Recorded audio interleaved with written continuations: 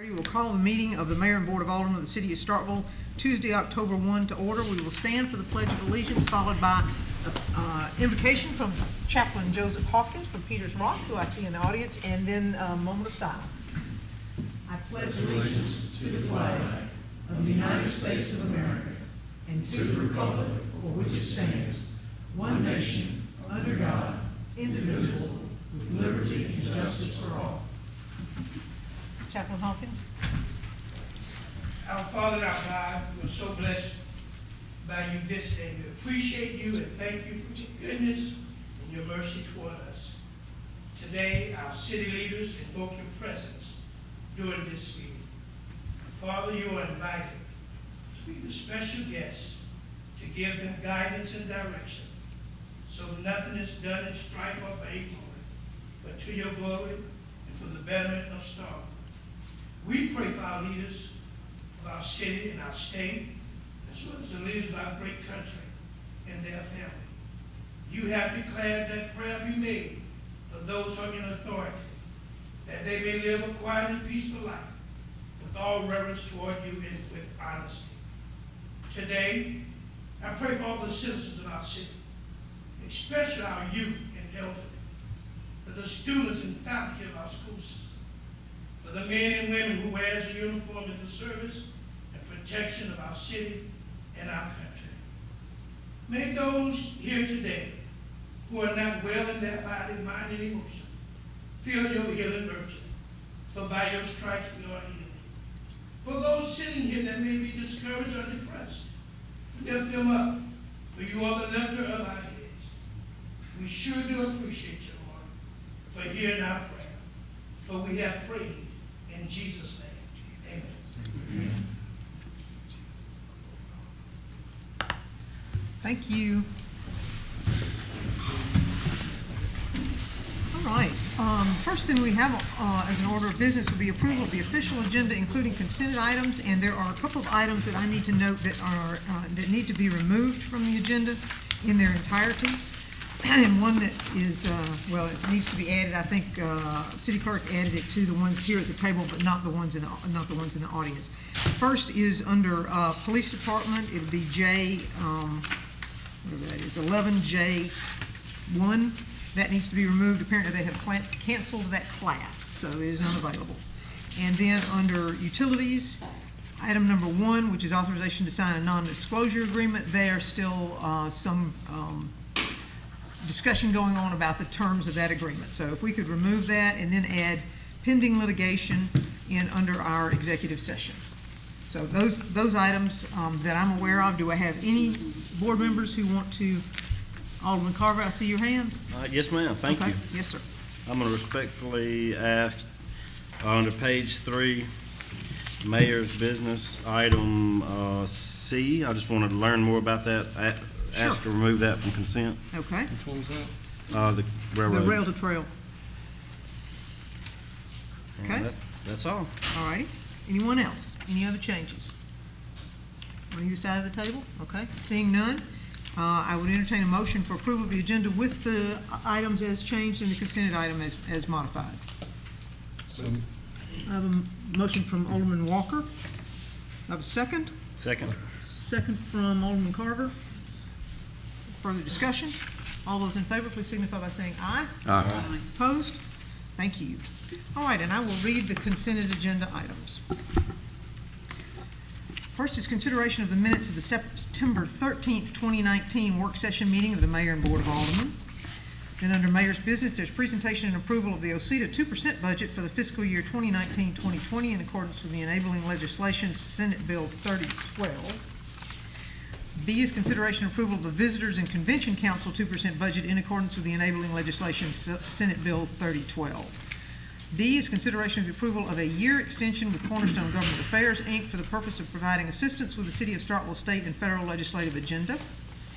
Under Department of Business Airport, 1 is consideration of the renewal of Circle S Aviation Flight Training Agreement. 2 is request acceptance of Premier Aviation Flight School lease.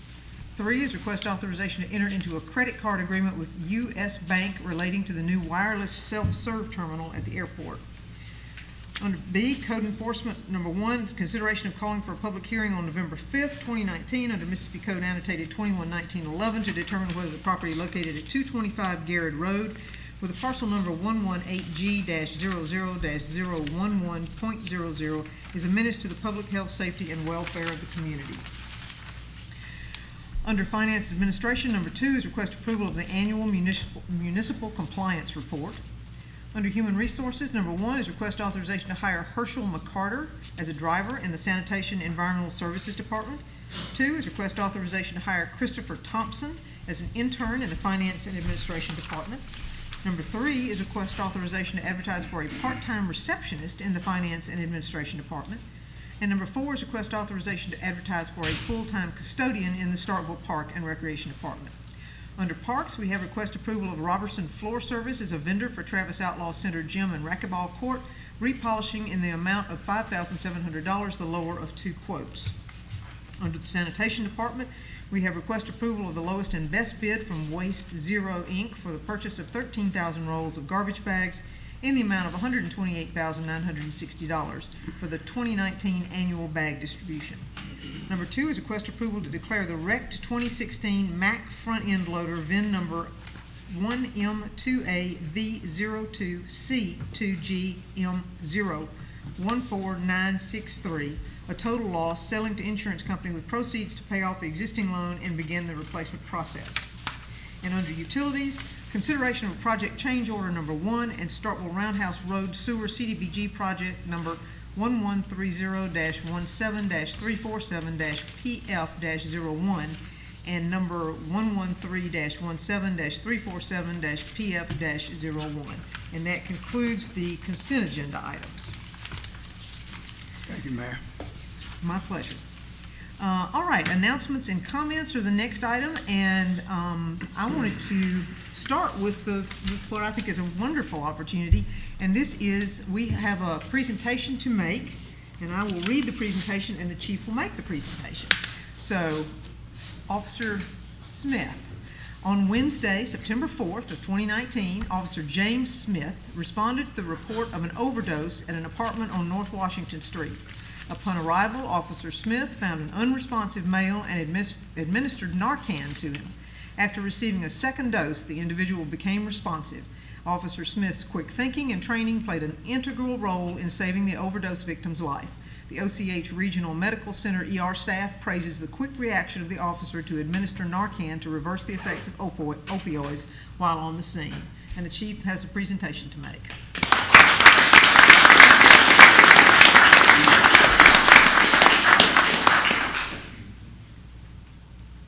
And this is the life-saving medal, is that correct, Chief?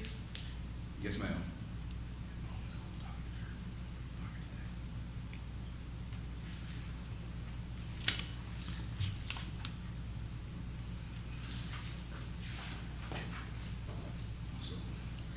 Yes, and there's the medal.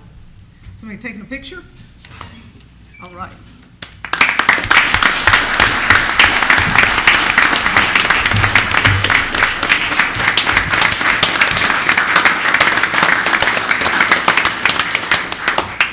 Thank you so much. What a wonderful way to start the meeting. I also wanted to let everyone know that we had an incredibly successful tennis tournament. I forwarded an email that we got from one of the businesses in town to the board. Mr. Logan did an incredible job this weekend. He oversaw the whole thing. He made heroic effort to get it in town, coordinated all of that, and we were able to use not only MSU but the high school. And did we use our own tennis courts as well? Just the high school and MSU. Anyway, and that to me is one of the greatest things that we can do is use all the facilities that are in our community and work together with our partners to make a tournament like this successful, which fills our hotels in times when we don't have home games. So I thought that was an extremely wonderful thing for us to have going on this weekend. So thank you for doing that.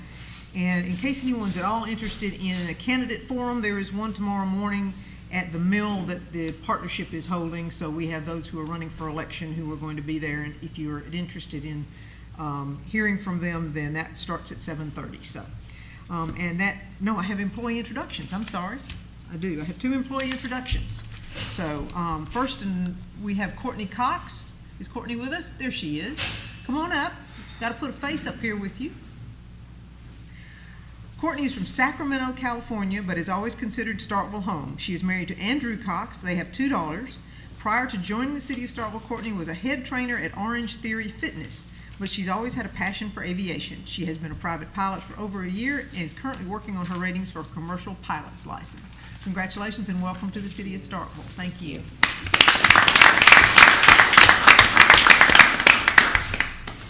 And next we have Chase Baer. He is from Wiley, Colorado, and a graduate of Metro State University, where he received his bachelor's degree in sports management. He's married to Angela Baer, and they have recently celebrated their 1-year anniversary. In his free time, he enjoys golfing, lifting weights, and spending time with his wife and their 3 dogs, Emma, a Dutch Shepherd, Brody, a mini Australian Shepherd, and Klaus, a Rottweiler. Welcome. Thank you.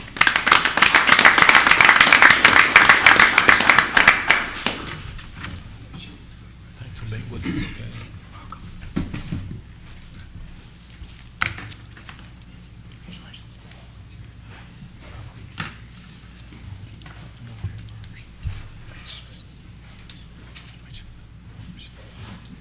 All right, and now I really am done. So, any board members with anything they would like to add under board comments? Alderman Carver, do I see? Okay. I've got a few. I don't normally do this, but we've got one of our own employees and one of our good friends getting married, so I was going to publicly say congratulations to y'all coming in the near future. We may not see you at the next board meeting, but Mr. Robert Camp and Ms. Corbin. So, yeah, thank y'all. Secondary was, I haven't had an opportunity to thank y'all for Bulldog Bash. Was out of town and just heard nothing but positive from every city department that was involved with that. Also to Miss Dr. Regina Hyatt and Mr. Jake Manning with the Student Government Association. Just wonderful Bulldog Bash. So, and also the third thing, we're already getting a lot of comments and a lot of calls, is the listening session for the Airbnb. Is that Thursday at 6:30? Well, it's a listening session and a talking session for the entire Unified Code, but Airbnb has kind of hit the airwaves recently. Yes, ma'am. But it's for the entire Unified Code. So, yes, it will be Thursday at the Sportsplex. So, we will look forward to having folks there and taking all input. And we also have, in fact, Joel, can you pull up the website? We have put on our website a comment section so that people can go on and make comments about the Unified Code as they have the opportunity to read it. So we'll let Joel pull that up so everybody can see it. We want as much input as possible. And the Unified Code is a very long document. I haven't gotten through but just a couple of sections of it. How many pages? 500 something pages, is that right? 388, that's close enough to 500 for me. So there's our website. And, okay. Have your say, there you go. Click to leave questions or comments. So, and that is on the website. So, and you can also email us. There are any number of ways that we want to hear about it. We'll compile all those and we'll put them together. And as we work our way through that, we will be as responsive as possible to each and every question. Some of them obviously will be duplicated, but we will see if we can't get an answer for all of them. So, yeah. Anything else? No, ma'am. Okay. Anyone else? Okay, seeing none, we will move to citizens' comments, and this is a time when the citizens have an opportunity to come forward. You have 3 minutes, and you can talk to the board about anything in particular that you would like. We will, Ms. Harden will keep time, and it is not usually a time when we have a give and take, so this is generally just for folks to give us their thoughts. Mr. Turner. Greetings to the meeting board. My name is Alvin Turner, Ward 7. To the mayor, to the police chief, to the NACP president, Yolanda Haddock. And to the mayor, my mom wanted to give you a thank you card. And it makes her feel good. She feel like she's a big dog now. She is a big dog, Mr. Turner. There's no question about it. Thank you, Chief. The citizens have a few problems that they want to be brought to your attention, and it is about the continued racing. The generation now, they just don't think about anything, but we do not we are a quiet neighborhood and all, but people be trying to sleep. They cannot sleep because the generation that just don't care. And maybe if we just start finding them something, because we definitely don't want people to get to the breaking point of where they might start shooting at people. I mean, like we doing good, but just don't know what is the mindset of this generation. Also, if we got a code or anything that we can do, it'll help, because people is getting to a breaking point. They're trying to sleep, and then people up are clowning.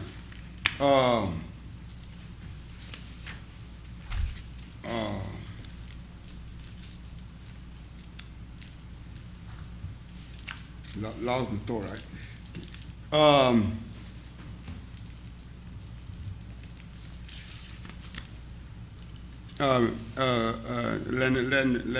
To the mayor, could you just call me and let me know when I got sick, so I can let my doctor know and he can put it in my file? Yes, sir.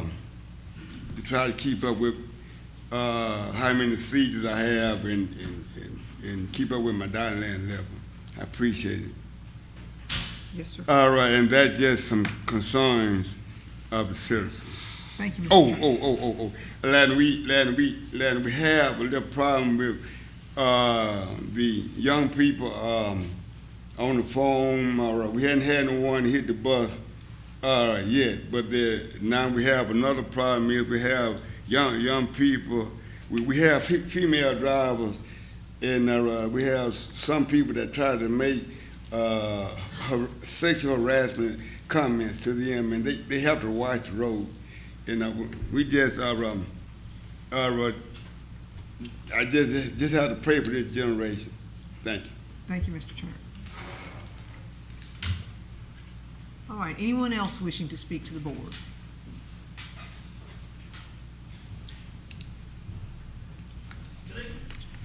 Good evening. My name's Austin Check, and I live in Timber Cove.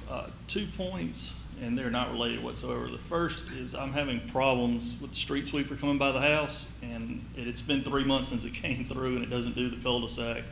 So I called sanitation. Sanitation said call streets. Streets said call sanitation.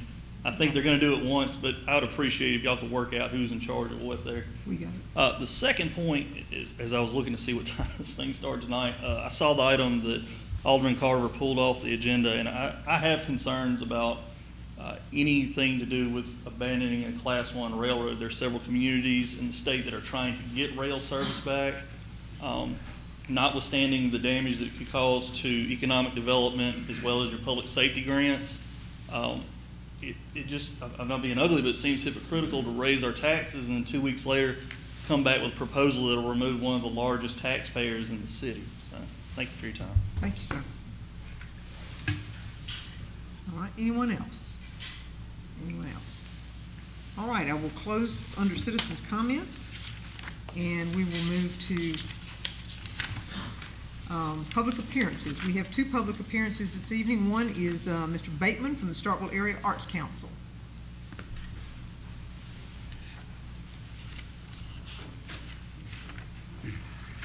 Thank you, Mayor. Thank you, City, Board of Aldermen. I'm John Bateman. I'm the Executive Director of the Starkville Area Arts Council, and I wanted to thank the city for its support of the Arts Council. Our last fiscal year just ended, June 30th of 2019. You guys provided us with a grant of $3,500. To give you an idea of what our support comes from, roughly 21% comes from individual donations, 35% comes from grants, including like the one that the city provided us, 11% comes from business sponsorships, and 32% comes from fundraisers. I want to report to the city on some challenges we've had and some successes we've had, so you have an idea of where we are and where we're going. Last year, most everybody realizes that the Cotton District Arts Festival did not happen. We canceled that because of the lightning storm that morning. It impacted our vendors and others who were relying upon sales in connection with the festival that day. The Arts Council refunded more than $14,000 in booth fees to affected vendors. That, in combination with a couple of other factors, resulted in a net loss to us for this last fiscal year. However, for this year, to address that, we've already instituted a formal annual campaign. We've received additional grant commitments and are exploring some new sponsorships. Despite the loss of income that we had, we did not tap into our reserves that we had for last year. Some of our successes, which is really the fun thing to talk about and to give you an idea of where we're going, we do have an after-school program called Art Partners. It provides free after-school classes to youth in various programs. We have expanded that to 4 sites in the city, 3 of which focus on youth in need. These 4 sites are Sudeth Extended Day, Pecan Acres, the J.L. King Center, and PrEP, which is formerly known as Youth Explosion. Art in the Park is our fall festival. This is a free, vendor-free event for youth and their kids. It happens every fall. It's been every year at McKee Park. This year, the board voted to start rotating parks to make sure that we were reaching all aspects of our community. So this year, Art in the Park will be at J.L. King Park on October 26th.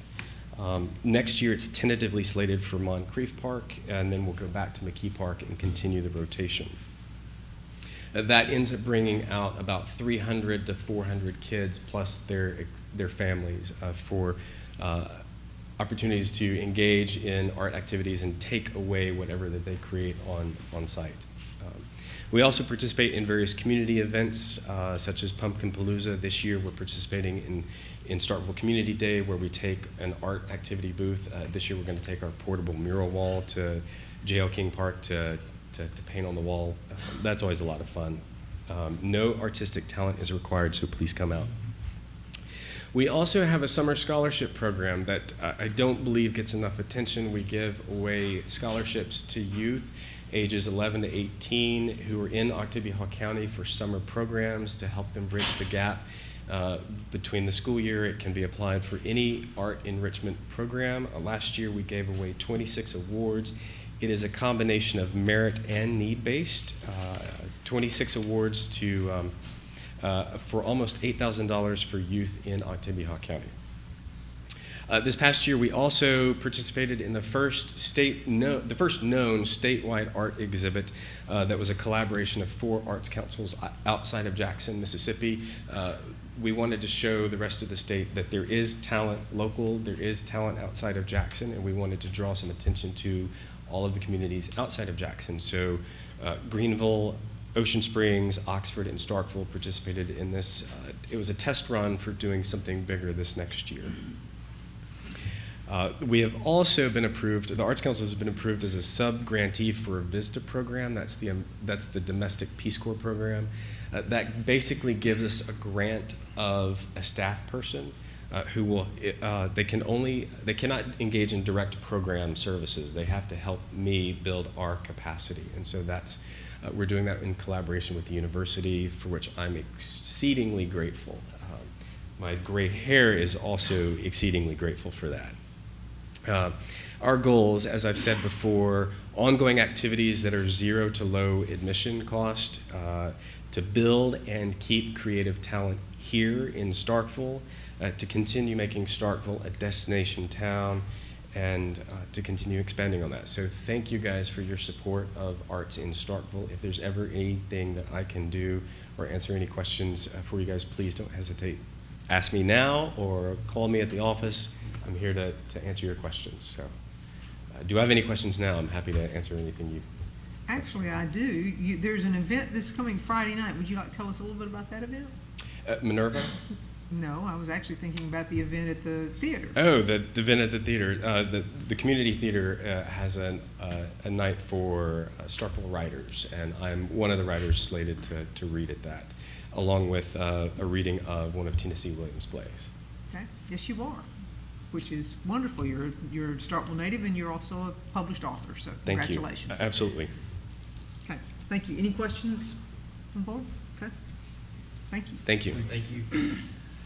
All right, next item is we have Keep Starkville Beautiful. Amy Counterman wants to make a presentation as well.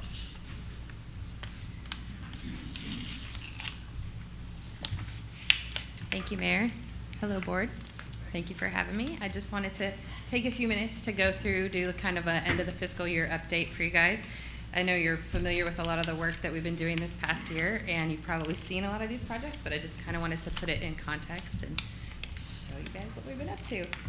So we did kind of a big overhaul over at Moncrief that was then followed up with some big park department improvements. So it's really transformed that park quite a bit.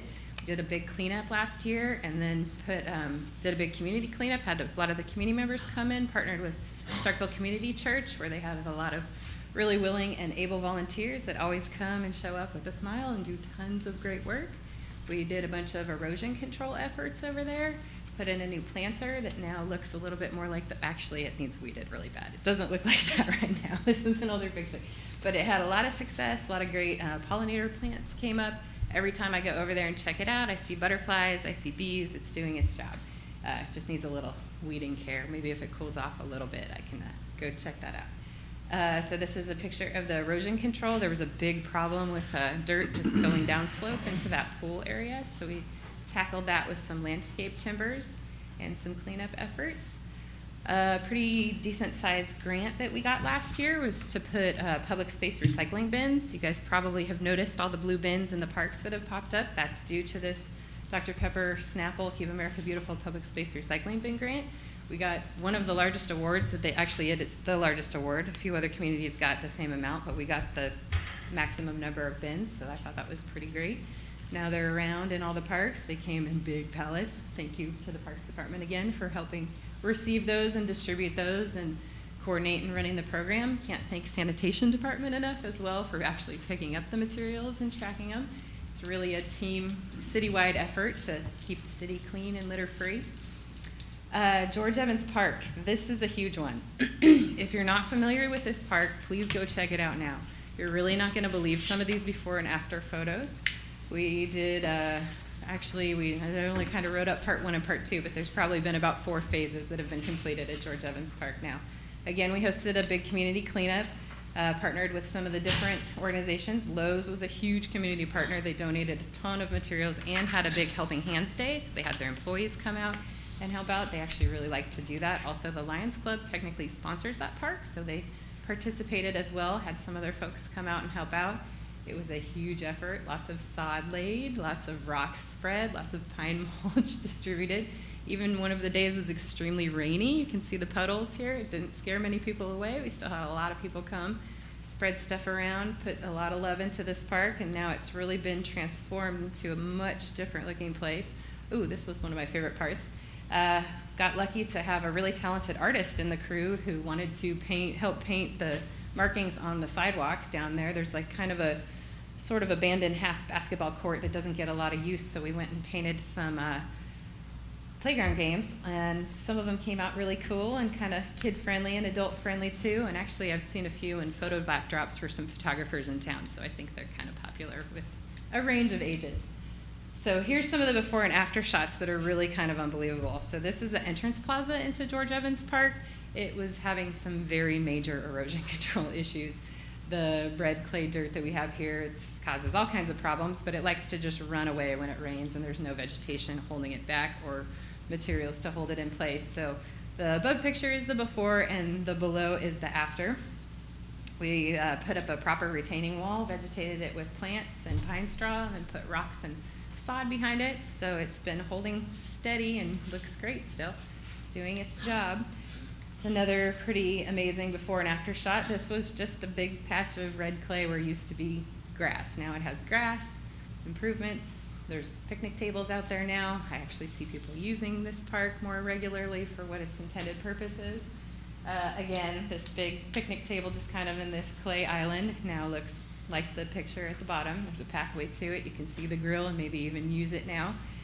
It's been a big improvement. This was kind of fun.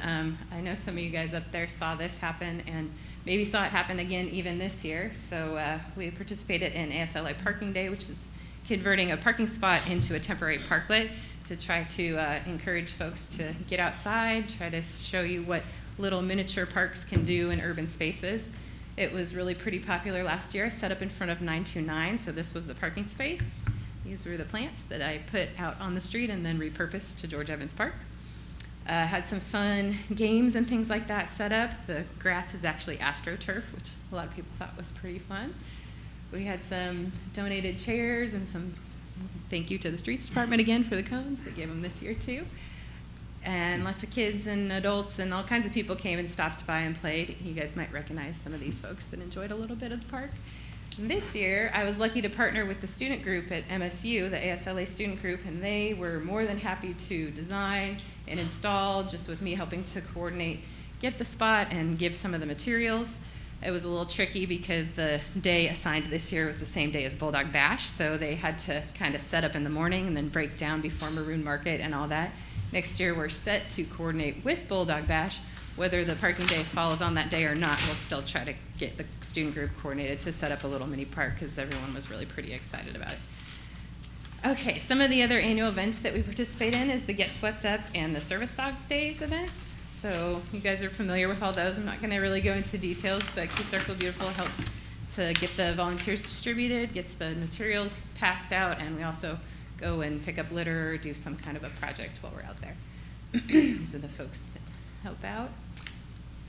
All the lovely litter supplies. This was actually a big patch of litter I picked up from the cemetery. You can't really see it, but there was some weird for sale signs and some different stuff that I found in there this year. So this is pretty exciting. You all heard about this last year because you approved it to come to Starkville. I've been working with Dr. Brett Rushing from the Mississippi Wildflower Trails and hope to have some news soon about some identified areas. I've been working with some folks in the city to identify some areas and spaces where we might be able to reduce some mowing and have some pretty flowers instead of lots of grass that just needs a lot of maintenance. So look for that, hopefully to be coming soon. This is an annual requirement Keep Starkville Beautiful has to complete every year is this litter index document. So we started out kind of with this messy chopped up ward map, and you basically go and do a windshield survey and tick off hot litter spots. I kind of made some improvements to the process this year and was able to come up with these litter control maps, which have been very useful in different volunteer groups that want to go and pick up litter. In completing the survey, I was able to find like litter hotspot areas where there's obvious repeat offenders of litterers that come by, or it's a lot of corridors and things there where there's not garbage cans or people just throw stuff out of their windows here. I don't really understand, but that's how it works. So we're able to kind of target some of those areas more, can share some info with the sanitation folks if they need it, and kind of all just work together to help keep the litter cleaned up. Here's my cute little litter packs I like to hand out. People get pretty excited about the clear backpacks. This is exciting as well. So we were able to help host a couple of glass recycling events last year.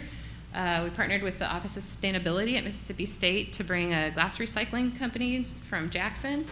And over the course of 2 events, there was almost 9,000 pounds of glass collected from Starkville. That is a huge amount, and that is only with people having about 1 month lead time to save their glass. And this is private citizens. This isn't bars. This isn't restaurants.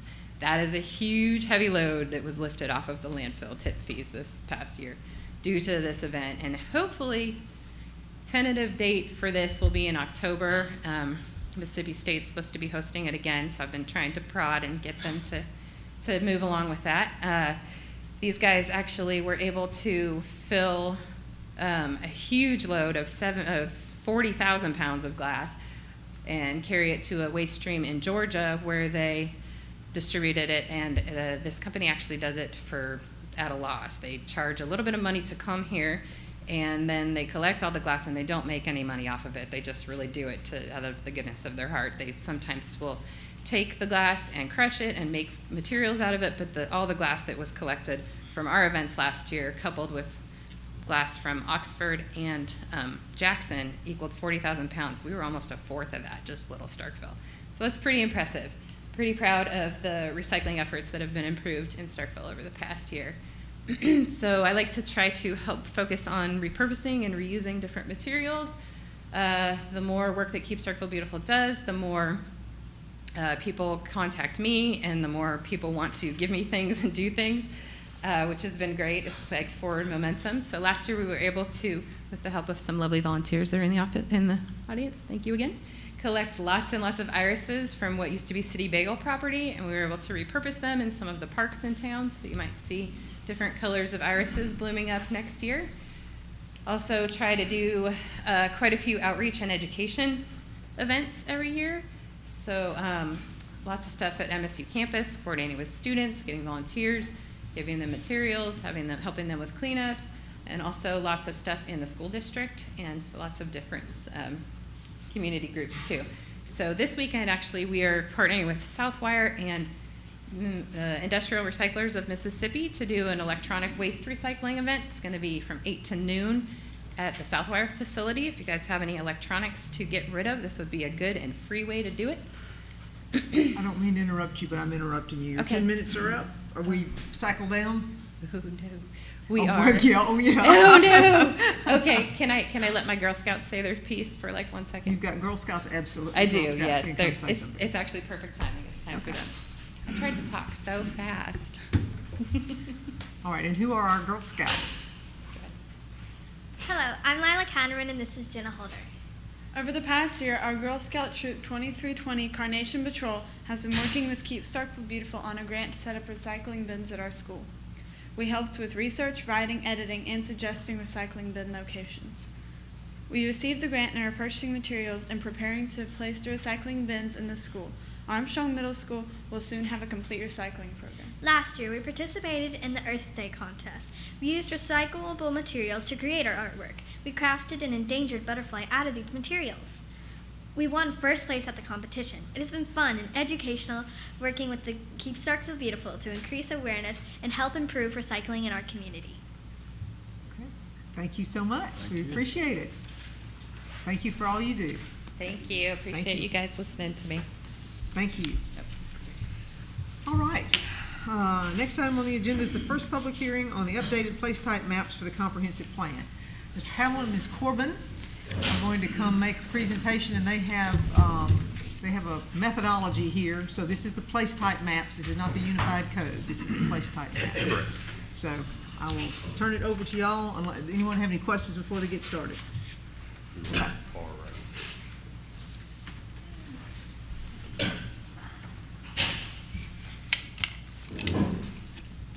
First of all, thank you all for the opportunity to let us present this today. We've been working on this and the code for a long time now. It's been a large effort, but we're starting to get there. As you all know, the comprehensive plan was first approved in 2016. And as part of that, place type maps were in the comprehensive plan. While a place type is sort of the modern land use map, it's not a zoning map, but it is used to help define what the zoning districts will be in the future.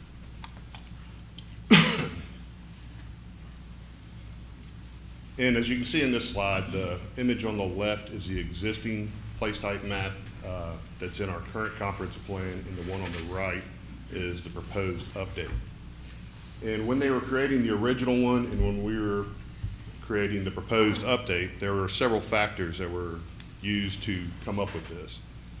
The first one's the inherited land features, the current use of the property, the current density and intensity, the existing and potential infrastructure, real estate market dynamics, public and stakeholder preferences, current public policies, and planning best practices.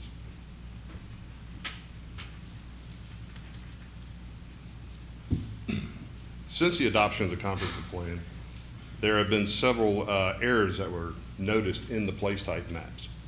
And as I mentioned, this has become problematic when it goes to creating the zoning districts in the future.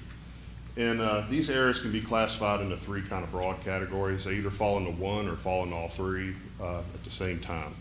And the majority of the areas are the misalignments, use conflicts, and split place types.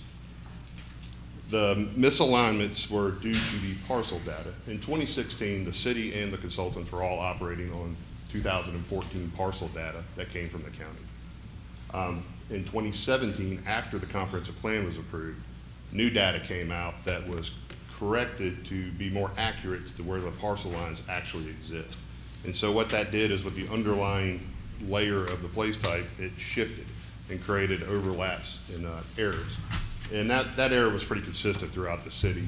On this map, for example, we've kind of highlighted the ones that were changed, but when it comes to misalignments of just a slight change, it covers the majority of the city.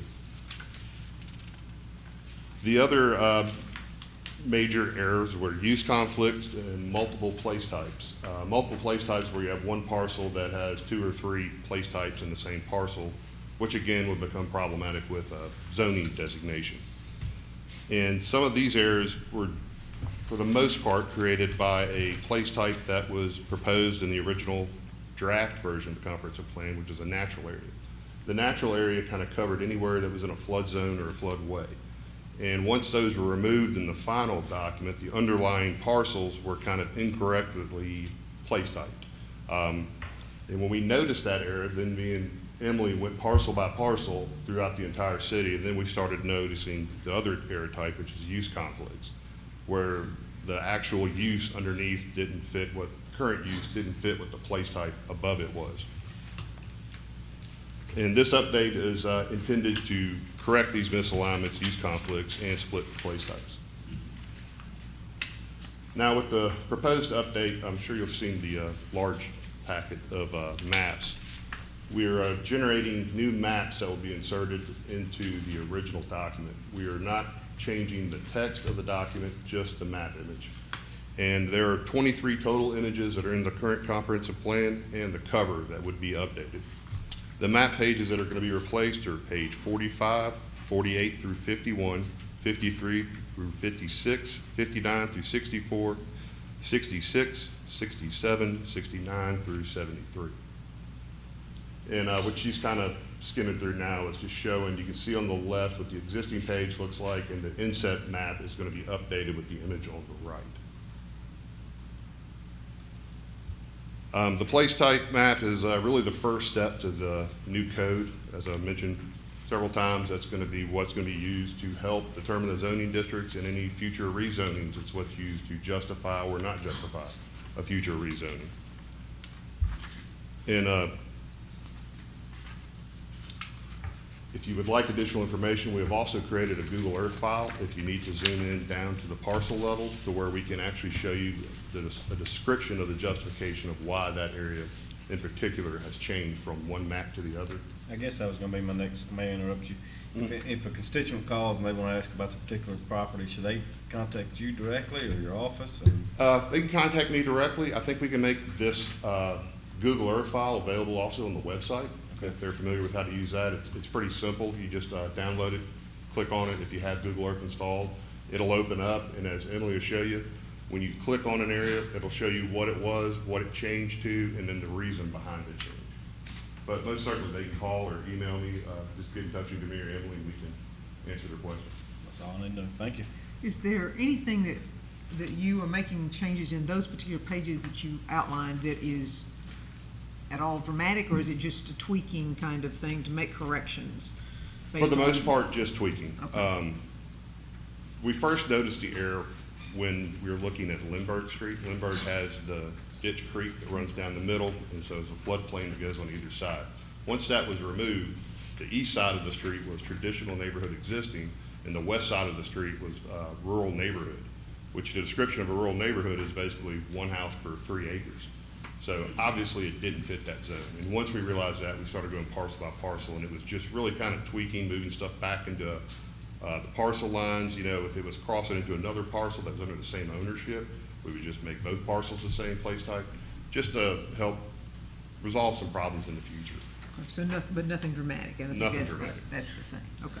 Any questions before I open it as a public hearing? Anything else you want to add before I open it as a public hearing? But I'm here for questions anytime. Just let me know. All right. Well, I will open it as a public hearing at this point in time. If anyone wishes to speak about the place type map, now would be the opportunity, or one of the opportunities. We're going to have lots of hearings that could include the place type map. Yes, sir. I did fail to mention on the glass when you walk straight out, we have a printed copy of the maps. It's the current map, the proposed map and the error map showing the different areas that actually changed. Okay. So if anybody would like to look at that one. Okay, all right, thank you. All right. Anyone wishing to speak either for or against, or just speak about the place type map?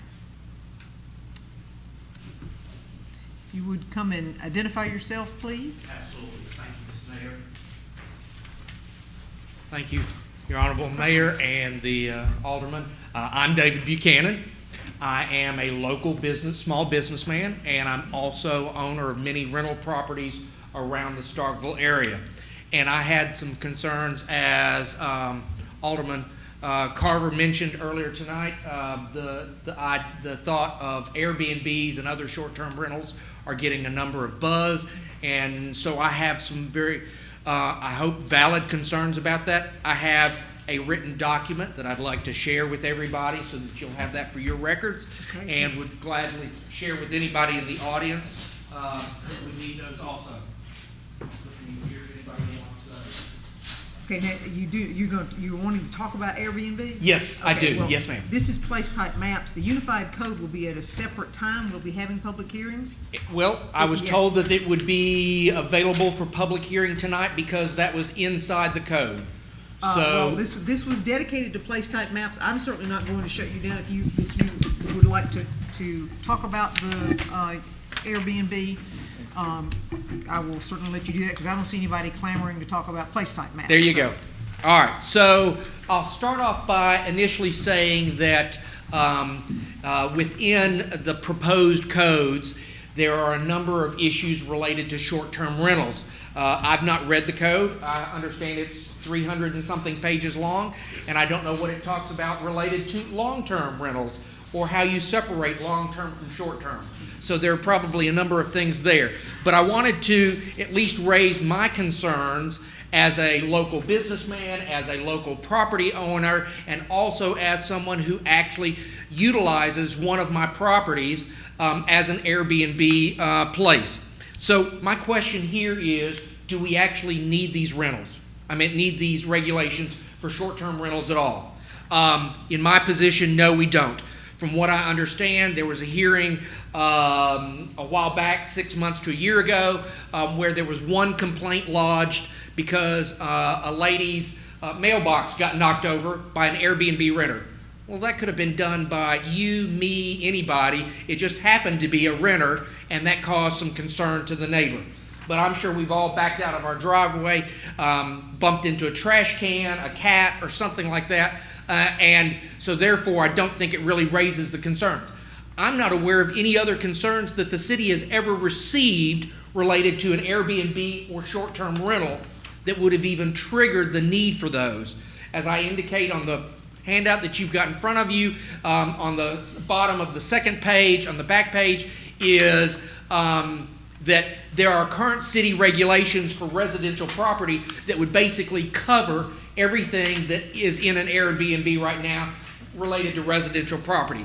With that in mind, what do short-term rentals bring to the town?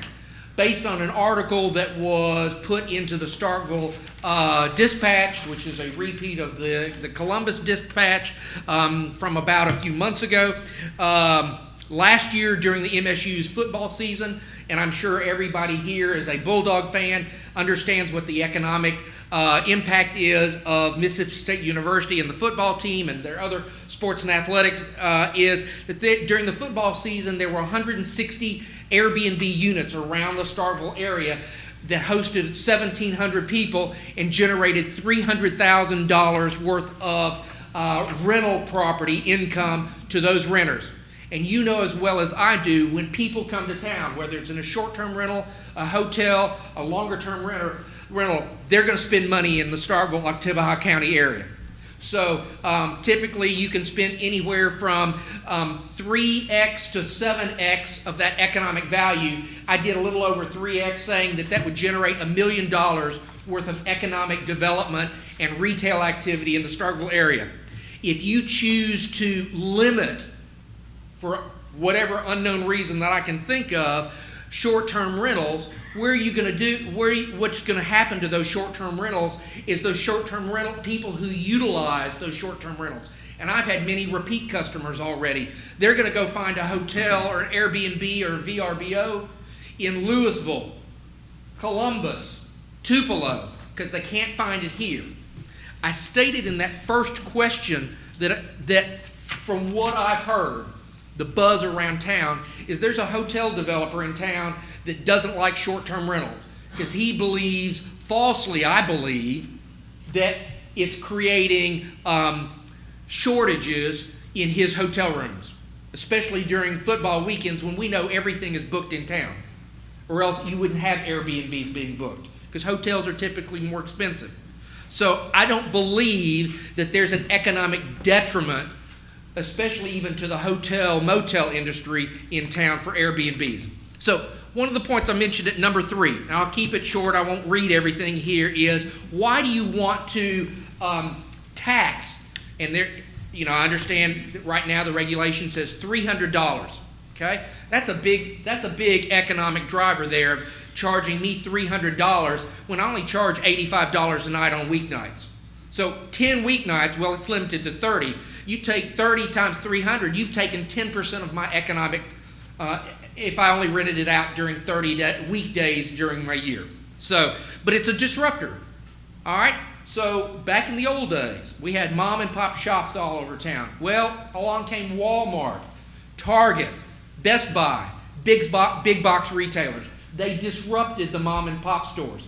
Now we got Amazon, eBay, all sorts of other economic drivers online that are upsetting Walmart and Best Buy and others.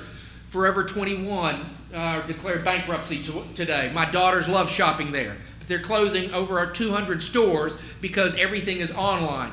Everything is moving towards the consumer being able to want to do something closer to home or easier than having to book a hotel every time. They might want to experience the community, the life that we have here in Starkville, the quality of life here, rather than just staying in a cold stayed hotel.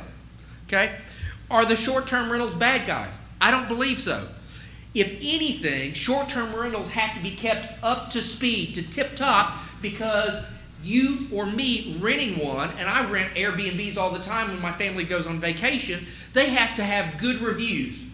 I have people stay in mine all the time. I have never had a negative review. I had one person that complained that the floor had not been swept well enough. And that's the one time I had an outside person cleaning my unit instead of myself because I was out of town and couldn't get it ready for the next renter. And so that happened.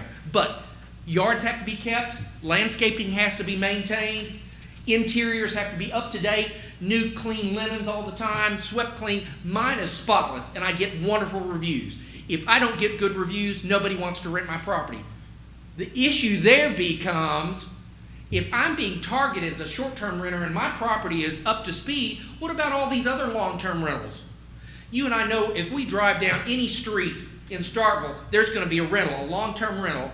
Some college guys with 5 or 6 trucks parked out in the backyard or the front yard, or somebody with old tires and old furniture and trash strewn out all over the yard. Long-term rentals are a bigger issue than short-term rentals. And who's cleaning that up? Are there regs in the updated code for long-term rentals that address those kind of issues? That's why I believe they're being unfairly targeted at this point. Are they reasonable? I've already seen there's an alternative 1, alternative 2 that have some changes in it, and they're okay. They're moving the right direction, but they don't achieve the same purpose of me. I don't live here in Starkville. I live elsewhere in Mississippi, but because I'm a local businessman, I spend about 3 to 5 days a week here in Starkville. So I'm not considered a permanent resident. The way the code is written right now with the proposed draft, I can't use my unit as an Airbnb because I'm not a permanent resident, and therefore it's only restricted to permanent residents. So I can't own a vacation home that I use a few times a year and decide to rent it out to help cover my note on it each month because I'm not a permanent resident. Am I being discriminated against just because I don't live within the city limits of Starkville? Yes. So I can't, what if somebody in Starkville wants to buy something in Jackson or Oxford, God forbid, or, somewhere on the coast or Destin, and they had those regulations? Okay, so I feel like I'm being unfairly targeted because I'm not a permanent resident and because I have to pay a $300 tax. Let me ask you this, because I have not seen the long-term. What if you charged a $300 tax to every long-term rental in town? That means every college student, every one of those giant complexes that are built all over town, and you charge them $300 a year also. I bet every realtor, every property developer, and everybody else in town would be knocking your door down saying, why are you taxing me $300 for every unit? How many units are there in town? I'm sure there's well over 10,000. You want to generate some income? Charge them $300 a year for that. Okay? So, I just want a fair playing field. What's really the difference between a long-term and a short-term? Is it 3 months, 6 months, 12 months? Why even have the gray line there? A rental's a rental. I have long-term rentals that I sign 6-month, 9-month, and 12-month leases for. That's great. You're not bothering me on that. Why are you bothering me on the short-term rental? I actually have, and most all of these are great properties. They're kept up to speed. They're some of the nicest houses you'll find on your residential streets. But you don't got that long-term one next door with all the 5 college kids in it and all their trucks are parked out front. So my bottom line, that last bullet on the bottom of the second page is, do we really need any regulations whatsoever for short-term rentals? Is it creating a problem? Has anybody truly complained about it except the one lady who said her mailbox had been backed into? No. There's not a single aspect of short-term rental property in Starkville that isn't already being covered by regulations that cover residential property. Whether it's noise, street traffic, parking, landscaping, mowing your yards, taxes, they're all being handled by existing regulation. Why create regulations for no purpose whatsoever? It's already being covered. With that being said, thank you, Madam Mayor. Thank you, Board of Aldermen, for allowing me to at least voice my concerns here. I respectfully appreciate your consideration of the points that I gave before you, and I wanted to say thank you. It's a pleasure doing business here in Starkville. It's a wonderful place. My wife went to Mississippi State. My 3 kids have gone to Mississippi State. In fact, last year, for the last 2 years, I had 3 there at the same time, so I understand. My Airbnb helped pay for some of those kids going to Mississippi State, so I appreciate that opportunity, and I look forward to continuing to both live, play, and work in Starkville. Thank you, Mr. Buchanan. Thank you. Mayor, you've got a comment on there, I believe. Oh, I'm sorry, Alderman Vaughn.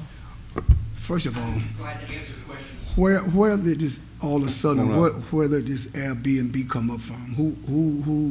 Who displeased and where it come from? I mean, we just got out of one tax increase. We just had a tax increase. I mean, I would just like to come to a board meeting where we're not arguing and fussing about tax increases. But answer my first question. Where did this all of a sudden show up? Is somebody that got in the loop that wasn't in the loop that making a little money now, so we don't want them to make no money, so we want to come with all this here. Why do every week we got to come up here and argue about taxes? I am so sick of arguing about taxes every week. Want to increase taxes. Y'all got people want to leave out of the city. You got people moving out of the city. So when everybody go to moving out of the city, what are you going to do about taxes then? Who started this Airbnb? Answer that question. I did. Why? Because Airbnbs are proliferating all over the country and including in our community. Now, let me finish. I'm not saying. Okay, I'm all waiting right. on you. No, okay, you asked a question. And they are being purchased in neighborhoods. And I know that the rental property is one thing in Starkville, an issue. I live in a neighborhood that's in North Starkville, and we have rental properties there. This is and will become an issue as more of these properties, more homes in our neighborhoods, particularly in the central and north part of town, are purchased for Airbnb properties. I think it's going to change the complexion of our neighborhoods, where my wife and I bought 14 years ago. We bought a neighborhood we thought was a settled, traditional, family kind of oriented neighborhood, and now we're seeing Airbnb properties there, and it's different. It's different, Henry. And we just wanted to try to put some type of minimal framework regulations around something that's really proliferating in the city of Starkville. It's not an attempt to not collect taxes. It's not an attempt to keep somebody from doing business, except when they do business at the expense of somebody's neighborhood. Okay? You said not collect taxes. Why are you charging the $300 if it's not for us generating revenue? Hang Why on we just a second. charging? Let's not go through one another. He was through. Go- He was I through. know, I know. But I'm just saying, Just I go through can't these. understand, why don't you charge all the long-term tenants $300? Why don't you charge them just like you charge them? Something is not right here. Well, I mean, it just seems like every week, every other board meeting, we is fighting about taxes. Oh, Starkville, that bad of shape, we that hungry for money, that we just keep robbing our taxpayer. Why we just keep robbing the taxpayer, constantly charging them? You just come out of 1%. You just increased the millage. Now you want to charge more taxes. Why are we going to stop at? Is it really this serious? Well, let me respond real quick, and then Alderman Beatty, I'll yield to you. Okay. One of the, this was just a proposal for a potential permit. We have not gotten into it. We're listening to everybody. That's exactly what we're here to do. We've got a number of public hearings. Dr. Kim has had 2 listening sessions. I've got one scheduled as well. We're just trying to understand what the issues are and how we can address the problems that seem to be coming up in some neighborhoods. The permit was just a way for us to take a look at having people register so we know who's doing this. $300 is not something that we are settled on. In fact, we rolled it back to see what would cost us to have this monitoring in place, and I think somewhere in the neighborhood of $50 is what we've looked at. So, and none of that is set. It's just a matter of exploring ideas. And I gotta say, you know, that's part of what we do when we look at new ideas is explore what the options are and how we can address concerns. So there is no tax, there is no fee at this point, there's no nothing. We're just talking about ways to deal with an issue that actually came up. You were at the board meeting when you heard the lady come up and say that she had people every weekend across from her in her residential neighborhood that she had never seen before. And so that was where some of this started. So, Alderman Beatty. Mr. Buchanan, come on back up so we can ask a question too, because you got some properties up here and listening. Thank you for the opportunity to address your concerns. Thank you, sir. Do you live in Starkville? As I shared before, I'm not a permanent resident of Starkville. Where do you live? I live in Madison. What type of Airbnb, does Madison have any type of Airbnb restrictions? I have no idea at this point. Madison is not a college town either. Are there any Airbnbs in your neighborhood? In my neighborhood? Where you live, your I live in primary the residence? county. Okay. There may be, and I just don't know about them. In fact, we filmed a lot of movies. I have a mailing address of Canton. Canton is big on filming here in the state of Mississippi. I've rented out my house. A number of other houses have been rented out for movies that have been made in the Canton-Madison County area.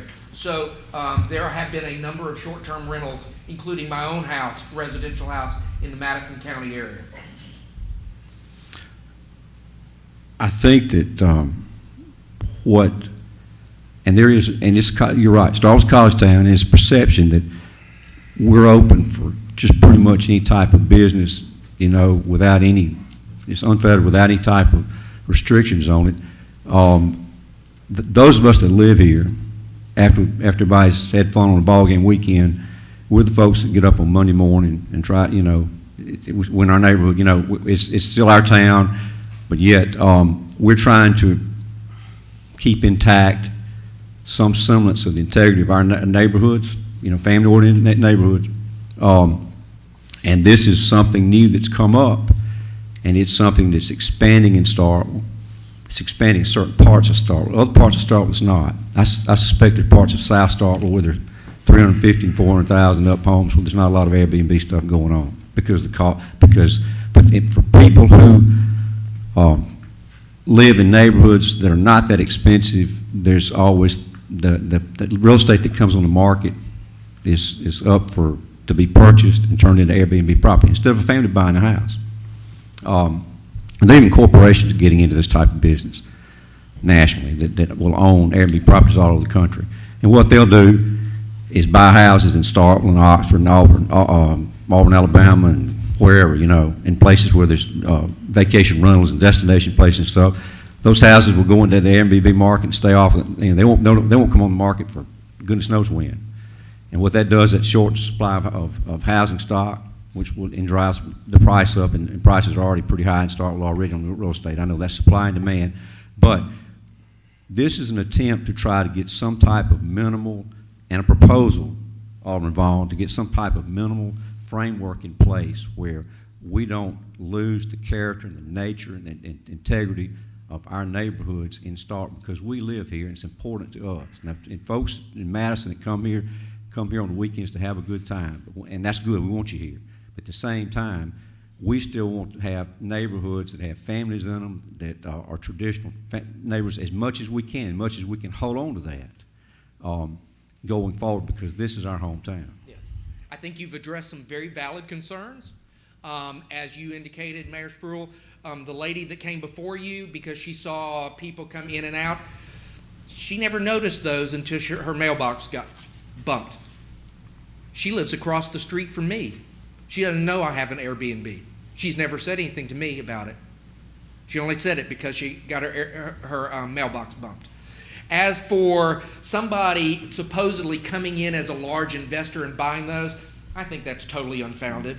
I can see that in Destin, Gulf Shores, Gulfport, resort areas. I don't look at Starkville as being a resort area. SEC college towns. It's a college town. Yeah, no, but I'm just saying that's an attractive place for companies to buy Airbnb property. I can see that being potentially.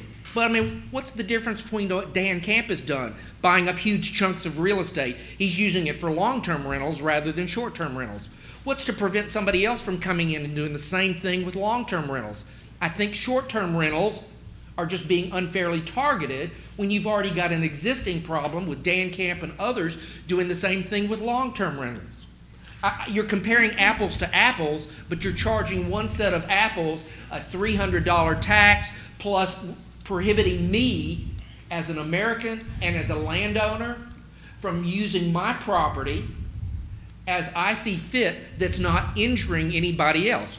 In the draft regulations, you've already said that if you get 3, reports to the city, you could restrict it for 18 months, you could restrict it for another year. That's good enough as it is. Why have a $300 fee for it when it's already being covered by residential regulations? I just think you're unfairly targeting short-term rentals when your bigger issue is long-term rentals and they're already creating the problem. Do you have those same kind, or how well are you enforcing as a city, trucks sitting out in front of the yard, trash in somebody's front yard, and and those show up in every neighborhood. Well, there are long-term rentals as your own neighbors. Airbnb said it only has 160 in town. I can't imagine how many are in your neighborhood. Gentlemen, I think we've sort of hashed this one all the way through. So, Mayor, let me just make one. Okay. First of all, long-term rentals have lease agreements, and we know, and lease agreements are signed, are contracts between lessors and lessees. Right. So the landlord knows who's living there, and there's more control of that type of property. Airbnbs have different people. It's a flapping door, people coming and going, people from all over the country. It's a different type of thing. Second thing I would say about that is, just because we have problems in Starkville, and Mr. Camp's got some of the finest rental property in the country. And the most expensive in town. But it's also some of the finest in the country. But there are probably mostly absentee landlords, people from out of town, there again, that don't live here, that own property in Starkville that's letting it get in bad shape. Just because we've got properties like that are giving us problems doesn't mean, they're two different issues. Doesn't mean that we're supposed to go all out with no holds barred and no regulations at all on Airbnbs. That's just doubling down. If you got a problem with that, you don't solve the problem with your long-term rental stuff by going over here and allowing Airbnbs to be operated without any type of regulation or control. That's just doubling down. I don't get the logic on that. So I guess what I would say is, if you lived in in your residential neighborhood in Madison, Mississippi, or whoever from Ridgeland or Germantown, Tennessee, or wherever, if this type of property, people buying property in your neighborhood to do business, was proliferating, you would probably be concerned about this also. It's probably not going on in Madison. They probably already have some type of ordinance. I know Ridgeland prohibits them. We're trying to get some minimal framework around this, something where we can control to some degree the proliferation of short-term rentals so that it does not affect the integrity of our neighborhoods in the city of Starkville. We are still a community, even though we're growing, and even though everybody wants to come here and have a piece of the action, they want a second property, that's all good. But to the point where people start, it's almost an exploitation of buying property in somebody's neighborhood with the sole purpose of making money on it, when those people are trying to have some semblance, control and continue to have some semblance of a neighborhood that's a residential neighborhood. Now that's kind of was the whole purpose of that, and that's where I stand on that. Okay, thank you. Alderman Vaughn, I see your hand, and now I'll go to Alderman Carter. Okay. We just now, this ain't just started. This been going on a long time in Mississippi State, and we know this been going on a long time. But we just not annexed people in that didn't want to come in the city. Now we're trying to tell people what to do with their own home. I guess the next thing we're going to tell them, hey, when they go to the bathroom. This don't make no sense. I mean, why are we doing this? Long-term tenant do more damage in the city than I see, because you can go around and see all kind of stuff. You can see all kind of stuff in these neighborhoods, because I see it all the time, because I'm always in the neighborhood. So a short-term tenant, they just here and run. It don't bother me which way to go, but keep talking about taxes. I am tired of taxes. God knows I am. These people just don't have it. Some of these people just don't have it. And it just seemed like somebody that got in the loop, making a little money, that shouldn't be in the loop. Now we finna change the rules. We can't change the rules every time we start playing ball. You don't change the rule when the game starts. You change the rule before the game gets started. We want to change it. We want to change the rules in the middle of the game. We can't do that. We got to be concerned about people. That's why we elected officials up here, to make good, wise decisions, not to make foolish decisions, and not to be picking at people with our decision. We got to treat everybody fair. That's what we're here for. God knows that's why I'm here. Yield, Alderman. All right, Alderman Carver. Well, I've just I think I've heard one complaint against. I always try to keep up with this, and probably 150 to 200 calls, emails, texts of individuals that are against any kind of Airbnb restriction. One thing I say, being really a cutting edge and progressive town, I would figure that we would embrace Airbnbs more. I personally rent my house out on game days. I personally prefer to stay in Airbnbs, and especially the last 2 or 3 years when we go out of state, I'm looking for that. I enjoy watching HGTV, and I enjoy trends of things nationwide. So, you know, I'm gonna put that out there for both sides to understand that I personally rent, and I personally look to rent if at all possible. Second thing, I think that the $300 threshold, you know, it looks to be, I think people view that as a deterrent. I mean, if we're looking for a registration of record, I think $5 and $10 is enough. I mean, I personally think if that's what we're trying to do is document how often you rented out your house inside the city limits of Starkville, Mississippi, that, you know, transient vendor license is one thing. Somebody can make substantial money at that. They can make $20,000, $30,000, $50,000, $60,000 a year having a food truck, which was much more income than an Airbnb. And that's a $110 license. So, I mean, anything over $5 or $10, $20 at most for me almost acts as a deterrent. Because if you're only going to rent your house out, you know, 3 times a year at $85, then there's really no point in getting in this game. And I've heard people already say, you know, that just seems like they view it as a tax and a fine almost, as an extra tax. Second thing, it seems to be a knee-jerk reaction. I've had a lot of people say, well, how many people have complained? I said, is there anybody else? And I said, I haven't gotten any other complaints. The point this gentleman made, and that was on point and very articulate, and I appreciate you coming up tonight, and I hope the media gets his comments and his name, but I would say that long-term rentals, let's just take Green Oaks, that's Ward 1. I think anybody in this room can safely talk about Green Oaks. I would say that long-term renters are in that particular neighborhood, and many neighborhoods across town, are more degrading on property. I don't think I've ever had a complaint on a short-term renter, Airbnb renter. I have had many, many complaints in all of Ward 1 about long-term rentals. So if we're going to address this, let's look at long-term rentals as well. And that's valid points. I think that's not just Starkville, but any maybe college town within the state of Mississippi. And I think last, what we're trying to do, and I don't know if this is the right way to do it, but I think what we're trying to do is just, you had a lease agreement you are correct, Alderman Beatty, about lease agreements and long-term rentals, and that is the different factor between short and long-term. But if what we're trying to do is basically whatever y'all, I don't know if there's a majority on the board to go with what, but I think at the end of the day, really all you're trying to do is hold the homeowner responsible for anything that happens from an Airbnb renter. Because basically that's what you're saying the difference is between a short-term and a long-term rental. But if there was something that, obviously we had one individual, and I think she also had a comment, somebody tried to turn a key in maybe the next morning, and they went to the wrong house, and those are the two complaints I remember. But, $300 and restricting it to somebody that doesn't live within the city of Starkville, that's more of an opinion than a fact. Why not make it $5? Because then you still got your registration of record of how many people are staying there, and why the $300? Again, most of our licenses and within the city limits of Starkville are not a third of that. We got a lot of $15 and $20 use licenses, so. I just want to know where that number came from. I've been asked myself, and I didn't have an answer for that. So I guess that'd be the only question I have. Ms. Alderman Sister. I'd like to just make a couple of points. We're fixating on a couple of things that are very much in a state of flux. The $300 fee, very much in a state of flux. I'm almost positive that by the time we get to a final language, that is not going to be the number. So let's not fixate too much on that. The other is that I think a lot of people don't know that this isn't applicable to every area in town. There's quite a bit of town that is exempt from this. What it is meant to do, as Alderman Beatty has suggested, is to try to protect our residential neighborhoods.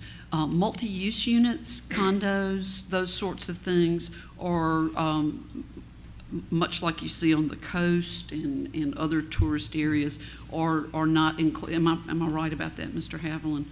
Yes, in the current draft. In the current draft, and I think I am right about that one. But we need to get our input. We need to be sure everybody's educated about it, and we need to keep in mind that the purpose of this is to try to come to something that, as Alderman Beatty says, tries to protect our residential neighborhoods, and it would be helpful for people to provide us comments that let us move toward that direction. Thank you. Alderman Walker. I appreciate all the comments related to Airbnb and VRBO and the draft of that, and I think it's certainly appropriate to talk about that tonight, but those public hearings are going to be later. Tonight's public hearing is really about this place type map, which has nothing to do with Airbnb or what we're talking about tonight.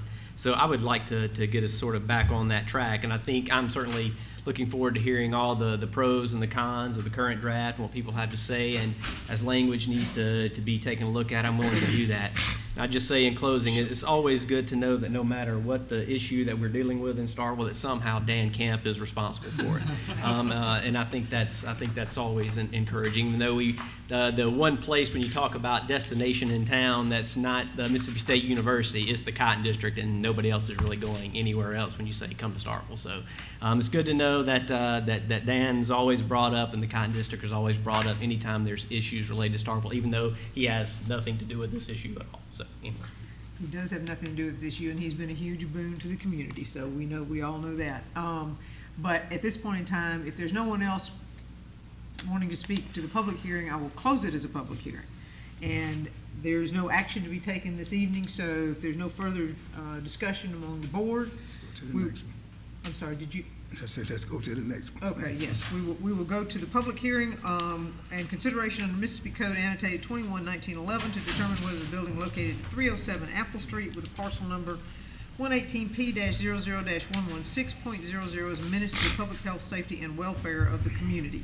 And this is a repeat. We had this one before that was declared the same, but there is a year window in which we did not take action, so this is going back to the same issue.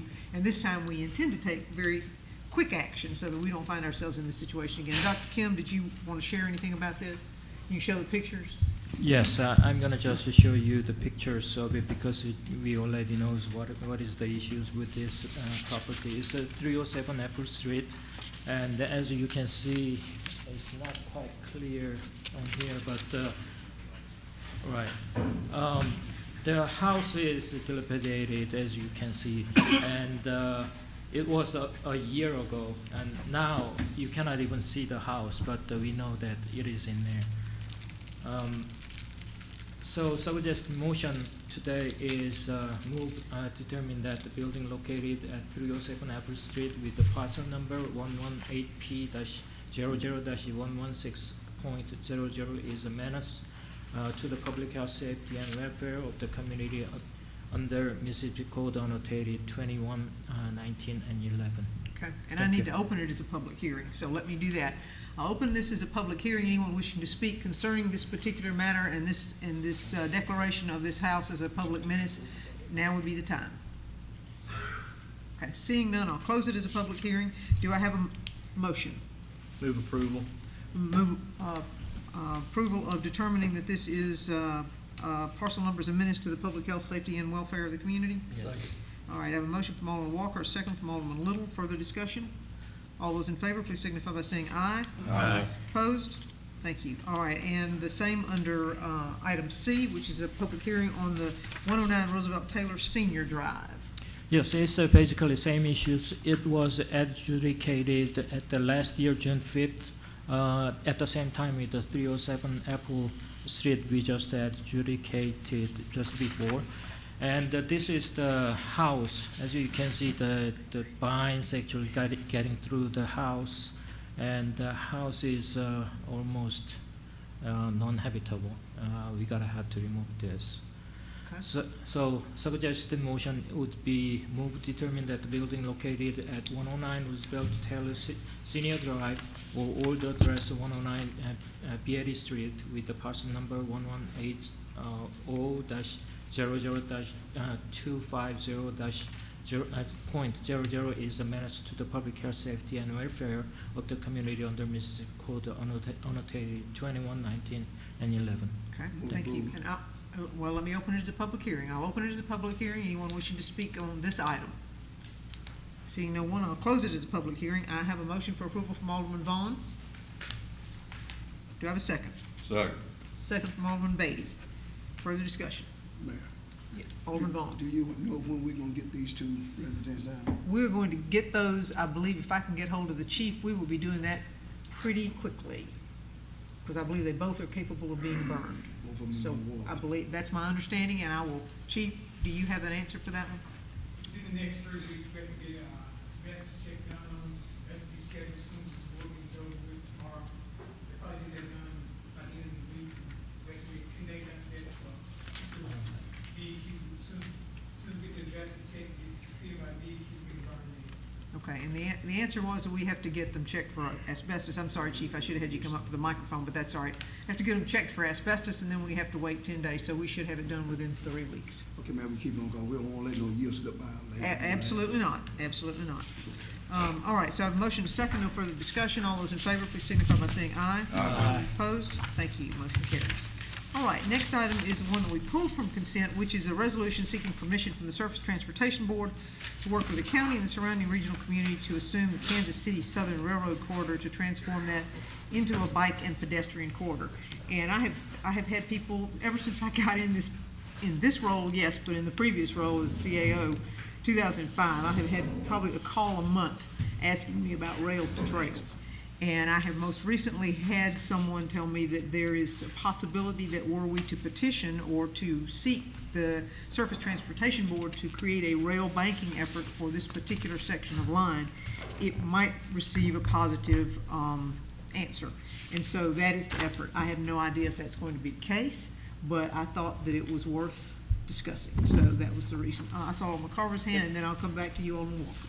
Oh, no, I mean, that's what just kind of shocking to me. I know we go all the way back to that, and we go back to multiple attempts and conversation starters to try to get a trolley that would put a bike or two on the front and run it from basically Little Dewey's to Walmart for a small fee, and just so totally news to me. I just is this something that's has a discussion been far enough advanced to know if it's still a maintained rail or more like Tanglefoot Trail where it's recovered and resurfaced in asphalt? Well, probably, I don't have any idea. So this is the first thrust of being able to move this forward. I have an appointment on Thursday to go to the Tanglefoot Trail with Three Rivers PDD, who was instrumental in getting that done. So I'm going to learn as much as I can and see if we can't move this forward in a positive way. And it may come to absolutely not, but I think it's worth trying. Has there been discussions with KCS to date? I have had several discussions. They have a general counsel that I have spoken with. He says he is not aware of it, but has said that if you would like to press forward on it, there may be some opportunity. So He did you're not saying commit. from, what's that, 14, 13, there's been something that's changed between '05 and now that leads you to Well, think that, Yes, they haven't used it for one thing, and every day that they don't use it and don't keep it up, it deteriorates further and costs them that much more to bring back to use, as well as there is no use along the line. There's nothing there. They don't, there's not a boarding plant anymore. There's not anything out there that they're going to, like the lumber yard, any longer. So anyway, that's what that's about. Alderman Walker. Yeah, I think that's been the word on the street anyway, is that there's been some change in that KCS has looked at that and has basically run some numbers, some general numbers, and decided that it's very unlikely that they're going to ever run freight rail through that line again, because there's nowhere, it doesn't have that capacity. And if I'm right, the rail banking idea, what that does is it keeps the railroad right-of-way and the easement still owned by the railroad. Is that correct? Well, it keeps it available to them. It keeps it available to the railroad. So Yes. if they ever decide that they wanted to come back, that they would still have that property. Yes. The alternative would be is that if the railroad decides to abandon the property, then that property becomes up for sale for whoever is the adjacent landowner or some auction type of It process. becomes extremely problematic. That makes it very difficult. Yes. So as a way to figure out if the rail ever does want to come back to Starkville, great. If it doesn't, I think this is a safety mechanism from the board's perspective and the city's perspective, is to get that rail banking put in place just in case there is ever an opportunity to have a pedestrian or multi-use trail be able to run that we'd have the opportunity to be able to do that, and it wouldn't have to deal with umpteen dozen different landowners to be able to make that happen. So I think whether or not this ever comes to fruition, I think the move tonight to look to do that is absolutely a step in the right direction. Alderman Carver. well, I was just gonna ask, again, you're saying a total abandonment, from what I understand, becomes problematic from many different landowners trying to acquire different areas and pieces versus a total acquisition at one point. And then the second question I had was from Ms. Chick that was saying, as far as the tax revenue, is there a tax revenue source for the city of Starkville? I don't believe they are, no. Alderman Sistrunk can answer that. I believe she's got that one right at. We do receive a small amount of Oktibbeha County Railroad tax. I think it will be more than offset from the economic impact of having a recreational opportunity like the Rails to Trails. In Tanglefoot, we've seen several small communities along that one that had boons related to this recreational opportunity. So I think it's, I would not make a decision based on the amount of tax revenue that we receive. What kind of money are you talking? Less than 25,000. Thank you. Anything further? Alderman Beatty? As always, I've got some comments. The only thing that I would say is that looking long-term, and that's what I've tried to make, as I've gotten older, I've tried to make myself looking long-term. Not that I have long-term, but just the fact that if once we abandon the railroad and it's turned into something like this, the chances of it being put back as a railroad are probably going to be pretty slim. I do know that the communities like New Albany, just the trailhead for the Tanglefoot Trail, they're on the main line of Burlington Northern Santa Fe. This was an old GM&O line that KCS, I guess KCS hadn't abandoned. Hattiesburg is on the main line of the what is it? Southern, used to be Southern. It's the Norfolk Southern now. Longleaf Trace. But that's an old spur line of the GM&O. But they still have a main route. I guess what I'm saying is they have railroads to have, if they have industrial development that requires railroads, they have railroads that those could be property could be developed near those railroads to accommodate the railroad. The town I'm from, Newton, has a new $125 million lumber mill. It's located in the industrial park because there's a railroad there. Jason, you're familiar with that.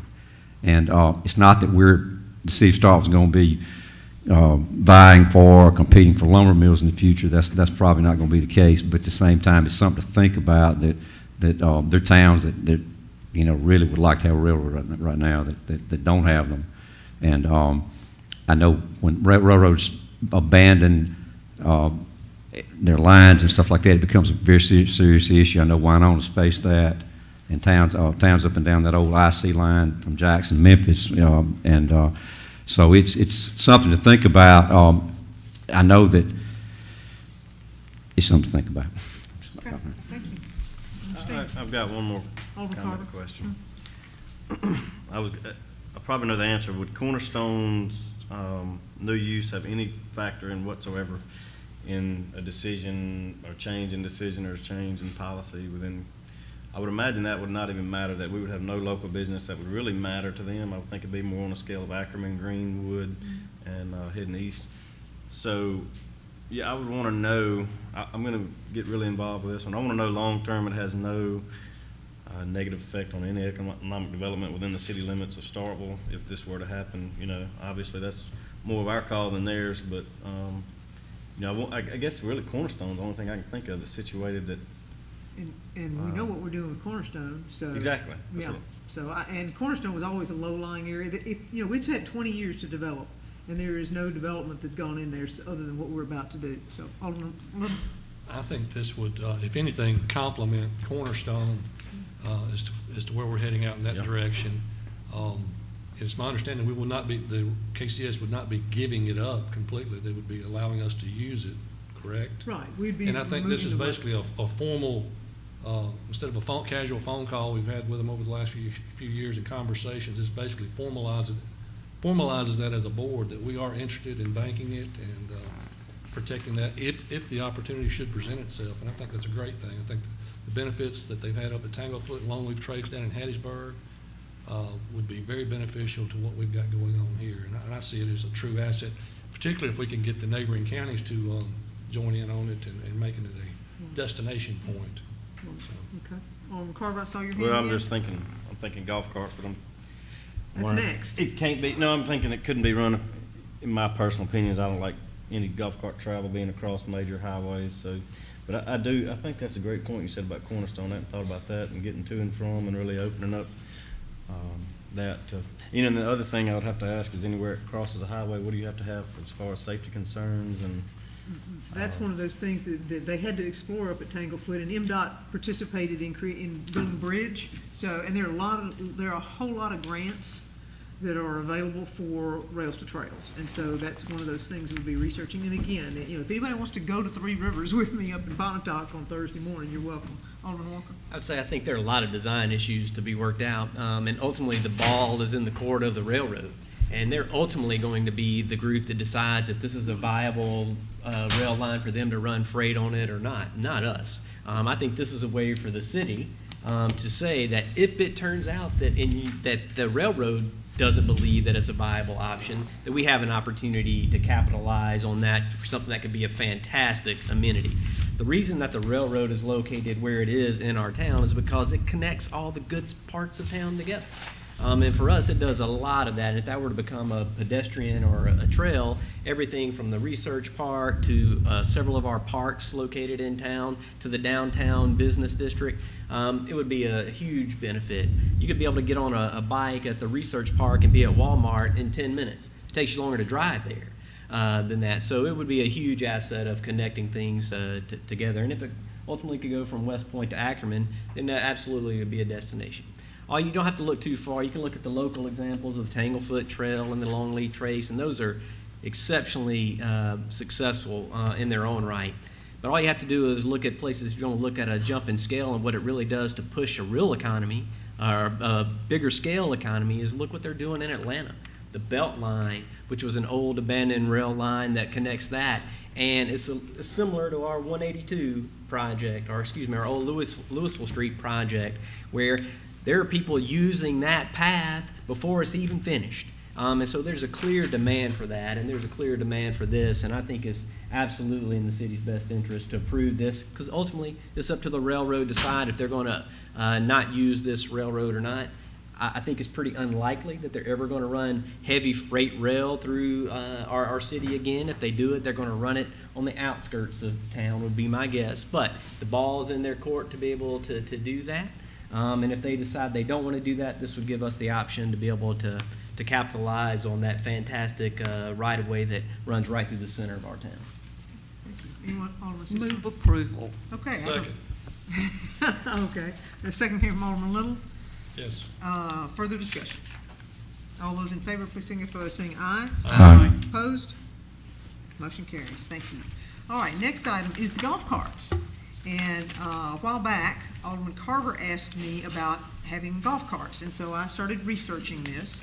And I started looking up legislation because there are a number of cities in the state of Mississippi who have local and privates that have been passed on their behalf so that they can have golf cart districts. The city of McGee is one, several of the coast cities are others. And I actually was visiting with Mayor Tannehill, and she said they had it, and I hadn't even factored them in. So I've talked to our two representatives, and both of them said they would be very favorable, thought it would get an easy passage because it's been done before. And I also at MML recently, they said that they had dropped a bill that was going to allow it statewide for any municipality that wanted to do that, but that did not make it out of committee. But they thought it was going to happen again, and it might very well pass. But in the interest that it might not pass, I thought I would go ahead and put it in front of the local and private for us to do it ourselves so that we could preempt it if it didn't make it out of committee again. So this was something that Alderman Carver asked about. So I put it together, and I have no idea if any of the rest of the board is interested, but in my gung-ho effort to move forward, that's what I did. Alderman Carver. Yeah, we went and looked at some cities, Diamond Head, Mississippi, Peachtree City, Georgia. Some of these are planned for golf carts specifically, some others aren't that you mentioned. Kind of the common sense approach to golf carts. If you live in, say, Country Club, I'm gonna try to go down the board here. If you live in Country Club Estates, you don't wanna leave the neighborhood, I'm okay with it. You live in Timber Cove and you wanna get out and visit neighbors, I'm okay with it. If you, we're gonna go, well, you've got several, I was thinking today, and also in your ward that, you know, I personally think like Pecan Acres and you go up Plantation Homes, Green Oaks. I'm never going to be in favor of a golf cart, whether it's NHVA, National Highway Vehicular Safety, lights, blinkers, and all that can maintain speeds of 25 miles an hour or more. I don't, back to the MSU days, of game day days of golf carts, I see that being problematic sometimes. But if you're going to stay within a residential area, often we're going to think of the Cotton District. That's going to come up. Maybe areas that you can have responsible use, not cross major thoroughfares. I don't really ever foresee that being an issue whatsoever.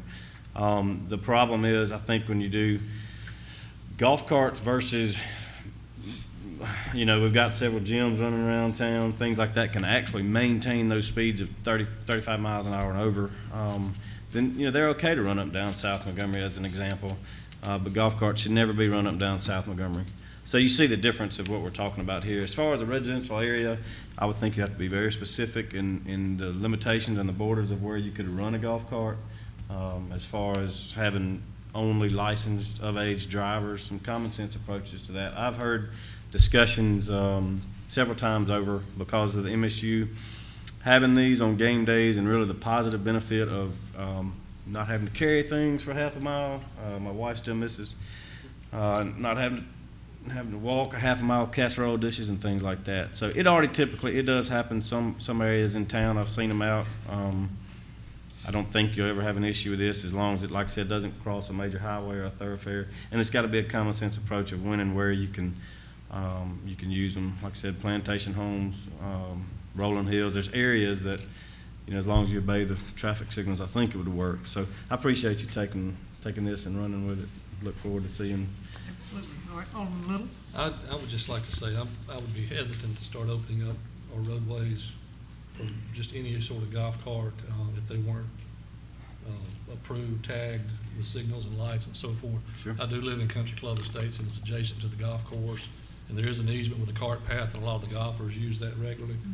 But I also see 10, 11, 12-year-olds riding around like they're in a car on these, and it's concerning and troubling. And I'm not throwing rocks, mine were guilty, but when I moved in there 13 years ago, there weren't but a couple of houses. It's just phase 3 now, and there's probably 120 houses in there now, and more coming, and it's just becoming, I see this becoming problematic.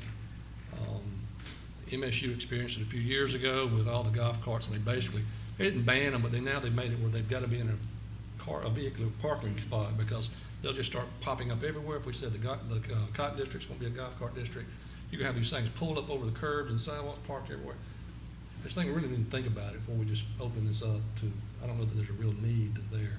And that's just my personal opinion. Well, and that's one of those things, we can craft the ordinance to be however restrictive we want, and if the neighborhood doesn't want it, then that's very easy to exclude, so. And one thing that a lot of people don't see or understand, that when they take these off their premises, their homeowner's policy does not cover those. And I see a lot of situations where people are injured, they pull out from a vehicle and they're left holding the bag personally for liability that their insurance carrier is not going to cover when these get off. Spoken like an insurance their man. I appreciate that. Alderman Walker, I saw your hand. So I just, I think, I agree. I think there's some areas where it's concerning and some areas where it probably makes, that it would be applicable and be fine. The question, what we're talking about tonight, is just whether the legislature would give us the right to craft an ordinance to be able to find whatever restrictions that we wanted to put on it. Is that correct? That's it. All right, thank you. Okay.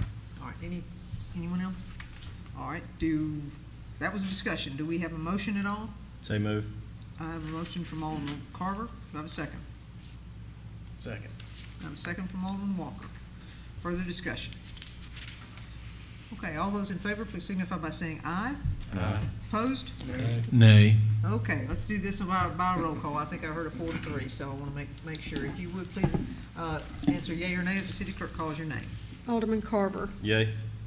Alderman Sistrunk. Yay. Alderman Little. Nay. Alderman Walker. Yay. Alderman Beatty. Yay. Vice Mayor Perkins. Nay. Alderman Vaughn. Nay. Okay, that was a 4-3. Thank you very much. Motion carries. All right, moving further down, we have, under planning, we've got 2 special events. One is the Starkville. Say move. I'm sorry, Alderman Carver, was that you? Okay. I have a motion from Alderman Carver. Do I have a second? Second. I have a second from Alderman Little. And I see Mr. Latimer's hand. Alderman Carver, do you mind tagging that motion with the condition that insurance be provided consistent with the city's special events policy at least 20 days out from the event? Yes, sir. Okay, so with that, and the second was, you got friendly, okay. All righty, any further discussion? All those in favor, please signify by saying aye. Aye. Opposed? Nay. Nay. Okay, vote of 5-2, motion carries. And then a special event for the Starkville So Area Arts. move. A Sunday Fun Day. All right, I have a motion from Alderman Carver. Do I have a second? Second. Second from Alderman Little. Further discussion? Does that as well need to be? It's got Okay. insurance. Okay. All those in favor, please signify by saying aye. Aye. Opposed? Nay. Nay. Motion carries 5-2. All right, engineering, I'm Mayor, sorry. one more thing while we're under planning and events. Yes. I know Bulldog Bash was a success, and kudos to the police and all the other staff that did an excellent job. So there were a lot of concerns with the amount of crowd we were expecting that evening. Going forward, next fall, when y'all have these debriefings with Ms. Hyatt, Dr. Hyatt, and some of the others, could we look to ask them for more in-kind services or something? Because this has grown so much, it may surpass our capabilities to have something like this downtown. I know that's the goal, is to keep it in the city. But their 2% continues to go up each year as well, and maybe they could look to allocate some of those funds to our policing efforts and sanitation and so forth. Sure, and actually, let's give them some measure of credit, because they did. They stepped up with 13 officers plus their metal detectors, plus the student volunteers contributed to sanitation. So we were all in that one together, and we probably could get them to put a dollar figure to that. But I think they did provide some in kind. So I just want at least not acknowledge that. So yes, thank you. All right. Mr. Kemp. Good evening, Mayor, Vice Mayor, and Board. Yes. Thank you for the opportunity to come. I wish I had some better news for the Board tonight. Unfortunately, we had a bid opening yesterday, and we were all very hopeful that we would get some bids that were really low and competitive, but due to the nature of, I think, of where we are in the construction environment right now, the bids were not quite as favorable as we hoped, but I want to talk to you tonight a little bit about, if the board so chooses, a potential path forward of how we can still utilize these boulevard funds for the Highway 12 sidewalk project. So just to give you a brief recap, we got this allocation from the state legislature probably about 6 years ago. We spent some of it on a study. We spent some of it on landscaping of Highway 12, the medians, and so the remaining amount in that allocation is around $222,000. We put together a set of project plans, and as of course y'all all were familiar about the process of how we went through that and tried to identify different segments of Highway 12 and prioritize those. And so what we did is put together a set of project plans with what we thought was a lot of flexibility to where we could pick and choose depending on the bids and how much budget we had and how much additional funds, if any, the board chose to put in there. You'll see on the first sheet, this sheet here, you'll see a recap of all the bids. We did receive 3 bids. The low bid, actually on the top line, you'll see what the estimate was. And the estimates were a good bit lower than the low bidder, which was Simmons Erosion Control, which is the bottom line on this sheet. And you can see the different values there. If you look on the back sheet, what I've tried to do, because this sheet doesn't really identify what all these different alternates are, what I tried to do on the back sheet, if you remember, this was the document that we went with and did our advertisement for bids and actually started doing the detailed plans on as well. Just wanted to give you a brief update on this. If you'll look and see that there were 2 sections that are kind of crossed through, Priority 2 and Priority 4.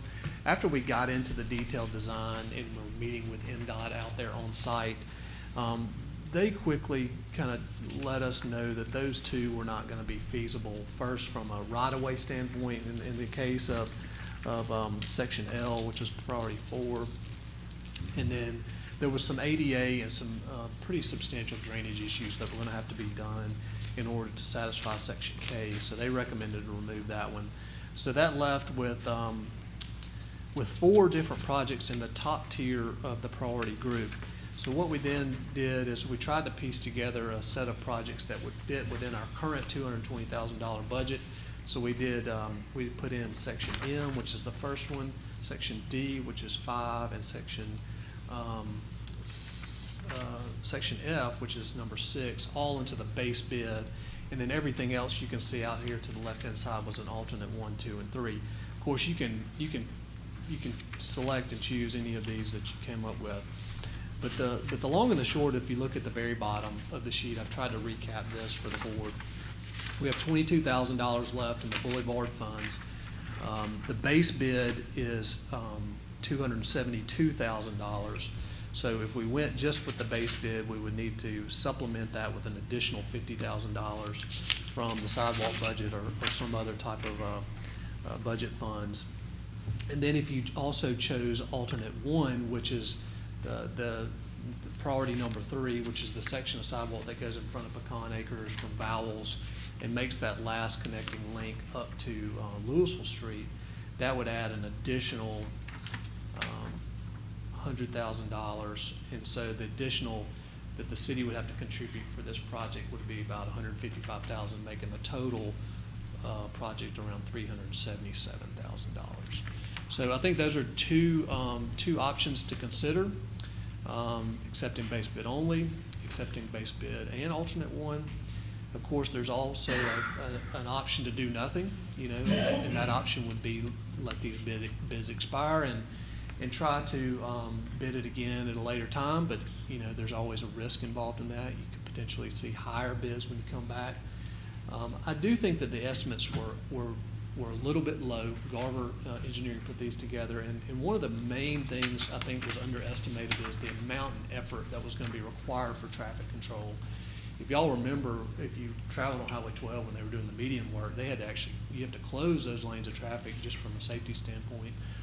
Very time intensive, very labor intensive to move all of that traffic control equipment out there each morning and then remove it at the end of the day, because the travel lanes can be closed for a certain period of time, longer than a certain period of time. So that was number one. And then the second reason is just, I believe, due to the construction environment we're seeing right now. Every contractor that we talk to is extremely busy, a lot of backlog, having trouble finding enough staff. I think we're just kind of experiencing a construction boom right now. So with that, it's going to come with some inflated and somewhat prices that are a little bit higher as well. So that is the risk if you do nothing and you bid it again. You never know what that environment is going to be like, and those bid prices certainly could come up. But at the end of the day, we do have the $222,000 that we do need to expend before, too long before they expire. There's no expiration date on those, but it doesn't need to linger on forever and forever. And those funds have to be spent on Highway 12. Those were MDOT funds that were dedicated to Highway 12. So this is not an option of where they'll be spent.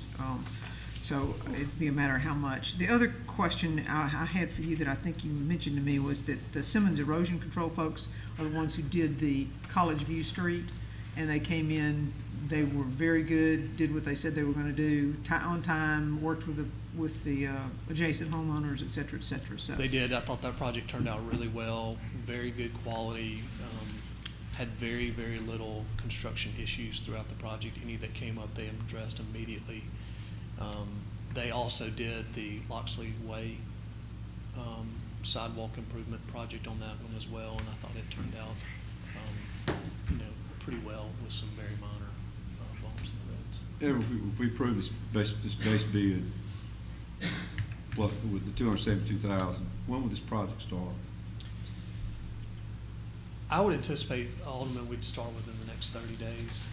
We'd have to do contracts and get our bonds in place, have a pre-construction meeting, need to schedule with the contractor based on their current workload, what their staff availability is.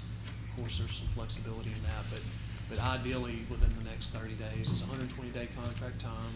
It's what's set up in the project manual. So if you start on November 1st, you're looking at February would be the time. It's a calendar day contract, so it doesn't, it's not weather dependent, but of course, that is once you start getting into late December and January, those are not ideal times. But also, to that point, for the most part, all of this work will be done on a existing roadway.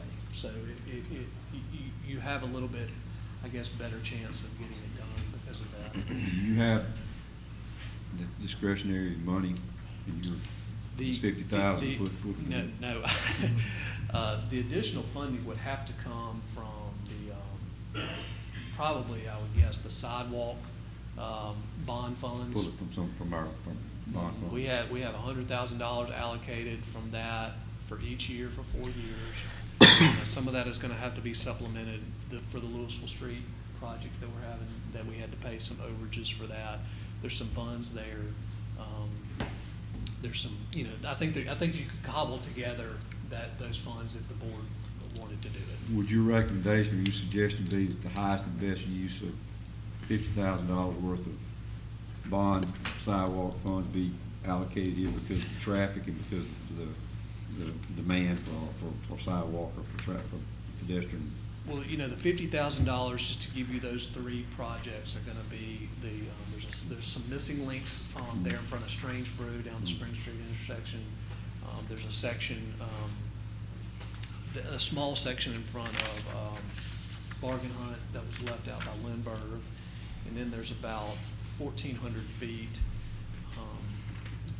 Basically goes from the old Chevron there at Avenue of Patriots down past Industrial Park Road on the north side of the street to the Taylor Street, which is the roadway that kind of goes in behind the post office. Mm-hmm.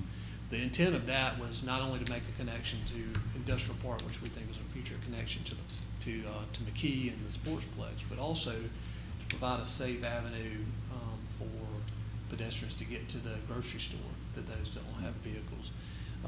And so I do think that those paths are currently being used. If you can see it, but there's also a need for other parts of town too. So I mean, it's hard to say that's the highest and best use. I think it would be a wide use of funds. I mean, and as especially when you couple that with $220,000 that you have sitting there, you're able to get a $270,000 project for essentially 50. So your leverage, your local leverage is a good deal for the amount of money that you Yeah, got. absolutely. Anything further, Alderman Beatty? Alderman Carver got. Yeah, how much did you say we needed extra? 50.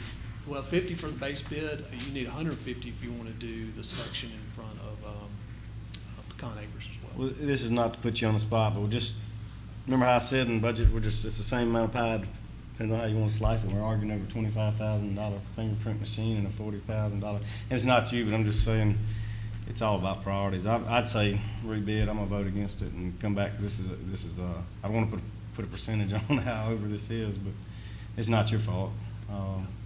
Is the market showing something where it would decrease or increase in 6 months from now, or flatline? No sounds that I've seen. No way to know. Well, can you put an estimate on what that MDOT requirement is that would be on top of what the 193? I mean, are we talking 20,000, Yeah, which would the turn way it that into a we did 210 that- instead of a, 270? Yeah, ordinarily we would do a unit price bid, so we'd have every single item lined out, so we'd know every cubic yard of concrete, how much it was, every linear foot of curb, how much it was. And you would have a maintenance of traffic on that. The way we did these bids is we did a lump sum bid. So it's hard to break out exactly what that cost is, or what the contractor put that cost in. But from some of my conversations with them, that was one of the higher ticket items, is having the traffic control requirement. And that's dictated really by MDOT. It's their right of way. They have special requirements that they have to meet in order to maintain whatever they do, and that's part of our MDOT permit with them to do the work within their right of way. So. Well, and the answer is that it's not gonna go down, because we've got a construction season going on, and we've got funds sitting out here, and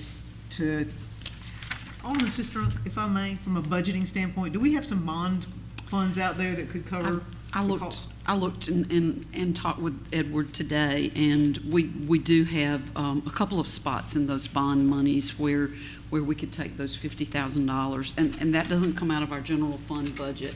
That comes out of those bond monies. We had allocated $400,000 of the bond money for sidewalks. We had a couple of other projects that have come under, some that we're just not going to have to have. We had put money in there for repaving parking lots in some of the parks, and McKee is off the table because we're going to do that through our rehab of McKee. So there's a little money that we hadn't expected. So I'm comfortable that we can take it from the bond funds and be in the spirit of what those bond funds were borrowed for. I'm less comfortable about the 150 as opposed to just the 50 that that we need to be able to use those state funds, and I don't want to lose those state funds. And we've had them for a while now. They've been generous in letting us carry these projects over year to year, but I think the city clerk will tell you that each year you get a little further from that original allocation, that the process of keeping and maintaining those funds just becomes harder and harder. So I'd like to see us move forward with the base bid and use the bond funds to supplement that base bid. The other 100,000, I don't disagree. There are places all over town that we could use that, and that's a separate conversation probably for a work session. Alderman Little, I saw your hand. Just for clarification, we're saying we're going to use the money from the sidewalk, from the bond funds that was allocated All along for sidewalks. I can support that tonight. I also agree that we don't need to leave those MDOT monies sitting there much longer. We are about to lose our ally in Commissioner Taggart here in the next couple of months, who's been sitting there, and we may not be treated as cordial as we have been in the past. We need to be mindful. That's a lot of money for us to potentially lose for letting it sit there much longer. And on grants, the longer you drag them out, they look at it. Alderman Vaughn had his hand up, sorry. Mr. Engineer, what's your suggestion, what route we should take? What you think the best route for us to take tonight?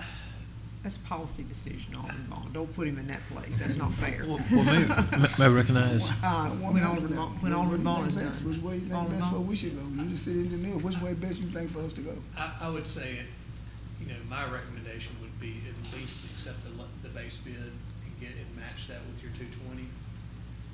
I do think it's a matter of what the board's,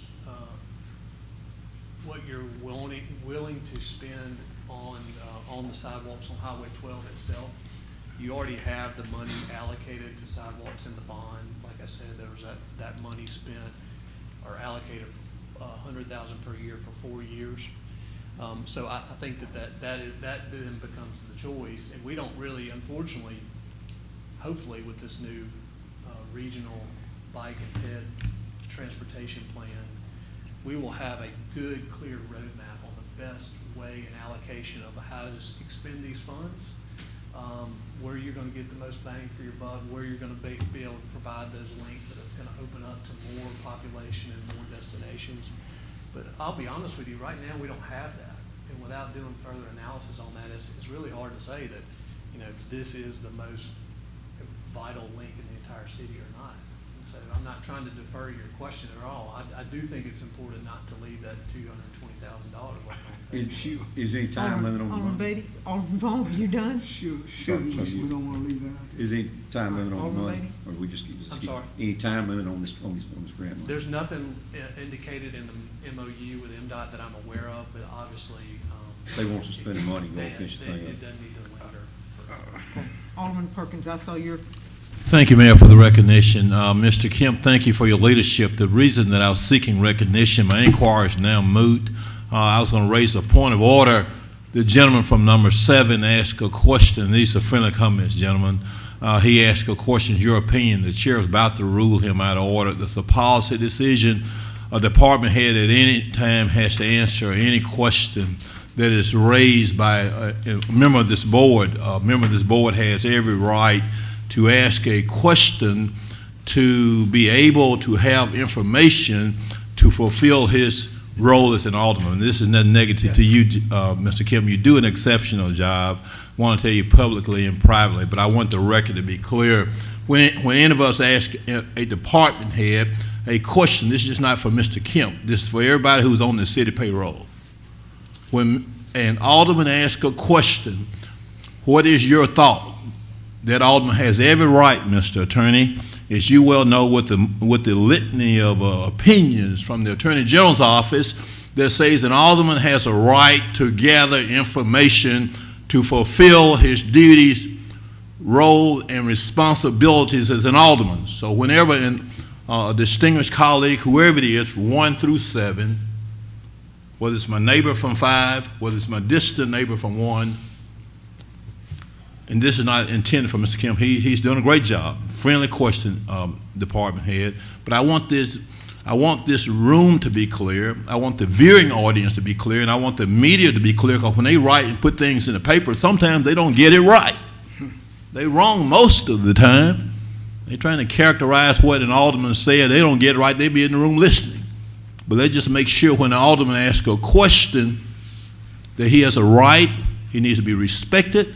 He needs to be looked at with dignity, honor, and the utmost integrity. So I just wanted to say that as the senior member of this board, as the vice mayor, I want to make sure that decorum always stay in this room and at this table. So, but that's nothing to you, Mr. Kemp. This is all friendly, so don't take that negative. You and I are good. As the young people say, everything is fine. This is just a housekeeping matter, whether the comments are received or not, but they've been said, and I'm going to yield the floor. all right, anyone else? Alderman Sistrunk. These bids are good for how long? I believe that 30 days. 30 days. Yeah. So we could act tonight, accept the base bid, go home, mull this over, talk in the work session if we want to pursue the next section, which would be the vowels area, and come back and act on that at our next board meeting. We could. We'd obviously need to. I'd have to think about that. I was trying to think about how you could contractually kind of bifurcate that. So you would obviously give a notice of award, and typically with the notice of award, you would identify we've accepted your base bid plus XYZ if you've done anything. But I may have to get with the attorney to see if we could come back at a later date and then add alternate one. I think that they probably would be okay with that, obviously, if the board chooses that. But I've never actually done that in a two-step process. I move approval of the base bid with the remaining funds to come from the bond funds that have been allocated to sidewalk improvement. Do I have a second? I'll second. I think I heard Alderman Sistrunk second. All right, further discussion? All those in favor, please signify by saying aye. Aye. Opposed? Nay. Oh, okay, sorry. All right, vote of 6-1, motion carries. Thank you. Claims docket, Move approval. Second. motion from Walker and a second from Alderman Little. Further discussion? All those in favor, please signify by saying aye. Aye. Opposed? Nay. Vote 5-2, motion carries. Fire Department, Chief Yarborough.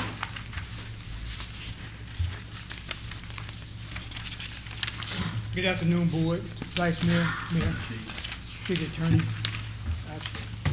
I won't be before you long. I just want to take a moment. This month is Fire Prevention Month. We have a number of deaths during the year. Actually, this board back here, they brought it in today from Jackson. This represents 2018. Every pair of shoes represents a death. So it was 81 deaths last year. 37 this year with 38 this morning. So our whole deal this year is about turn your attention to fire prevention. So that means basically make sure you check your smoke detectors. If you don't know how to check your smoke detectors, if you don't have smoke detectors, please give us a call. We'll come in, install smoke detectors. Actually, October the 12th, I ain't talked to Alderman Carr, but we talked about it earlier. We'll be installing the smoke detectors in Green Oak subdivision. For the residents of Green Oak subdivision, you'll saw CDs on the doors.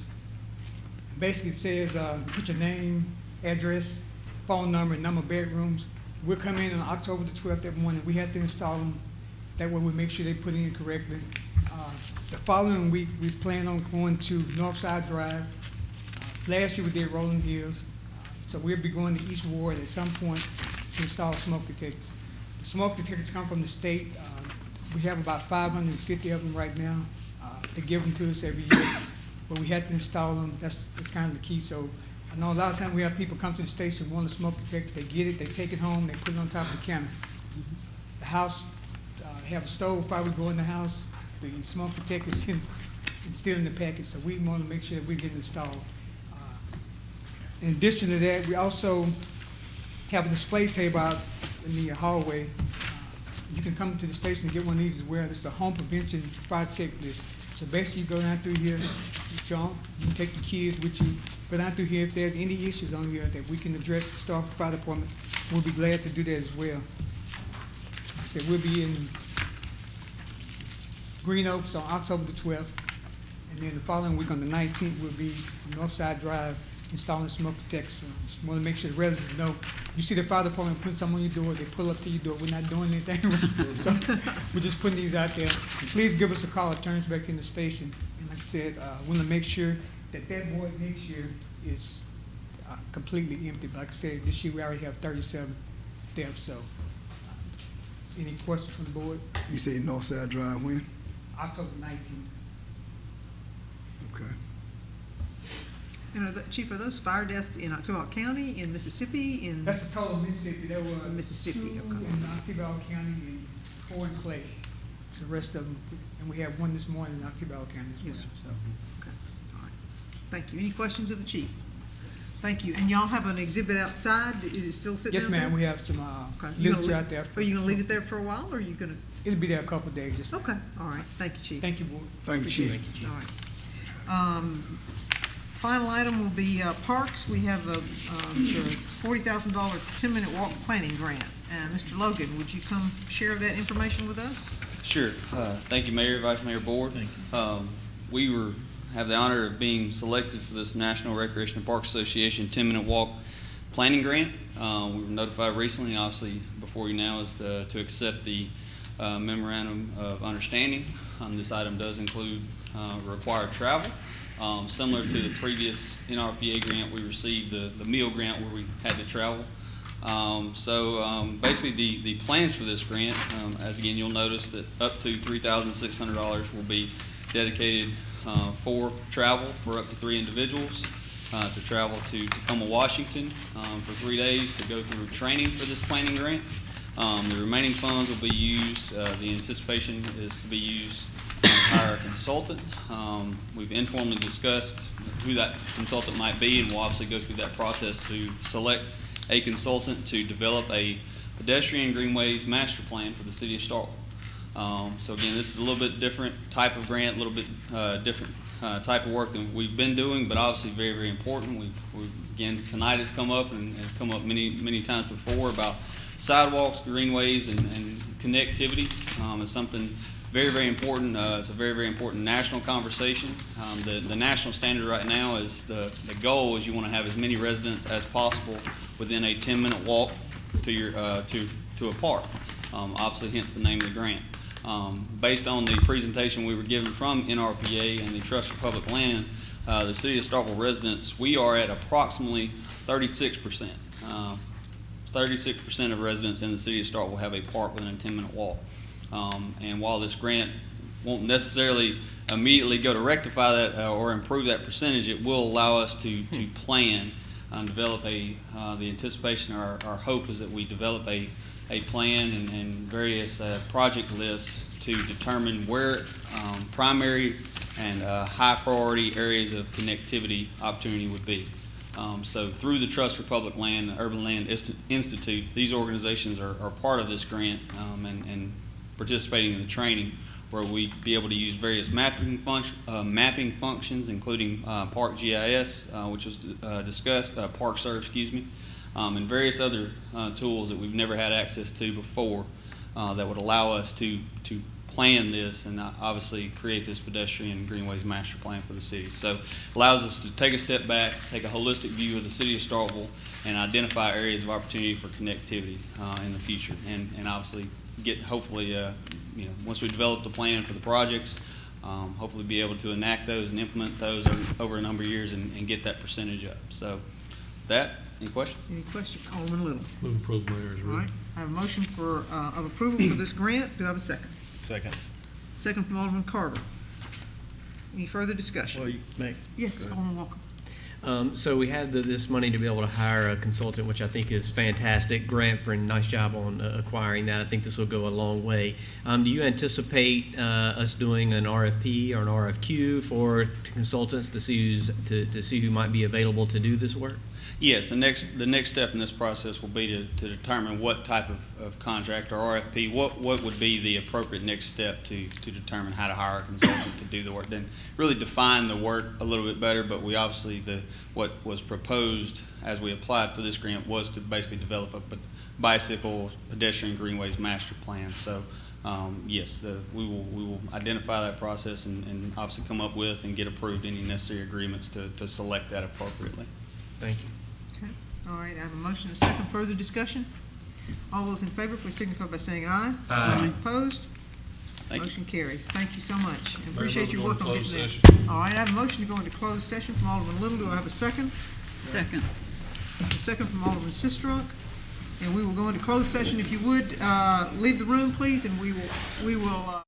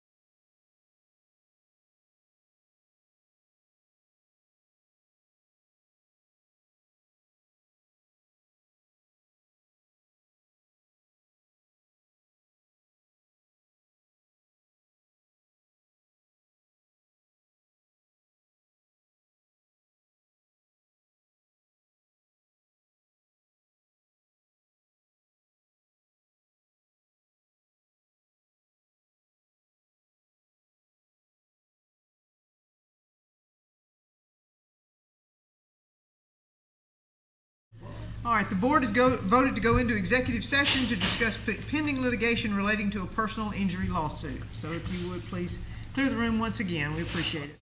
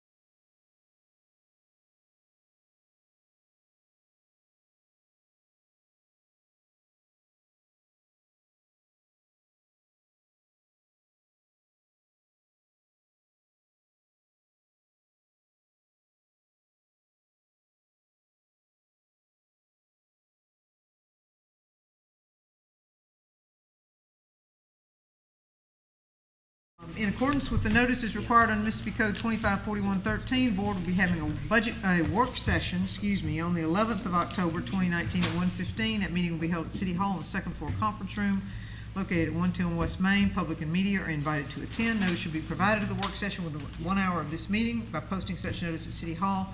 The notice should be made a part of the minutes of the board meeting, and a work session will be open public meeting for the city of Starkville, and the public and press are invited to attend. Do I have a motion to recess? So moved, Mayor. Motion from Alderman Little. Second? Second. Second from Alderman Sistrunk. All those in favor? Opposed? All right, we are in recess. Thank you, everyone.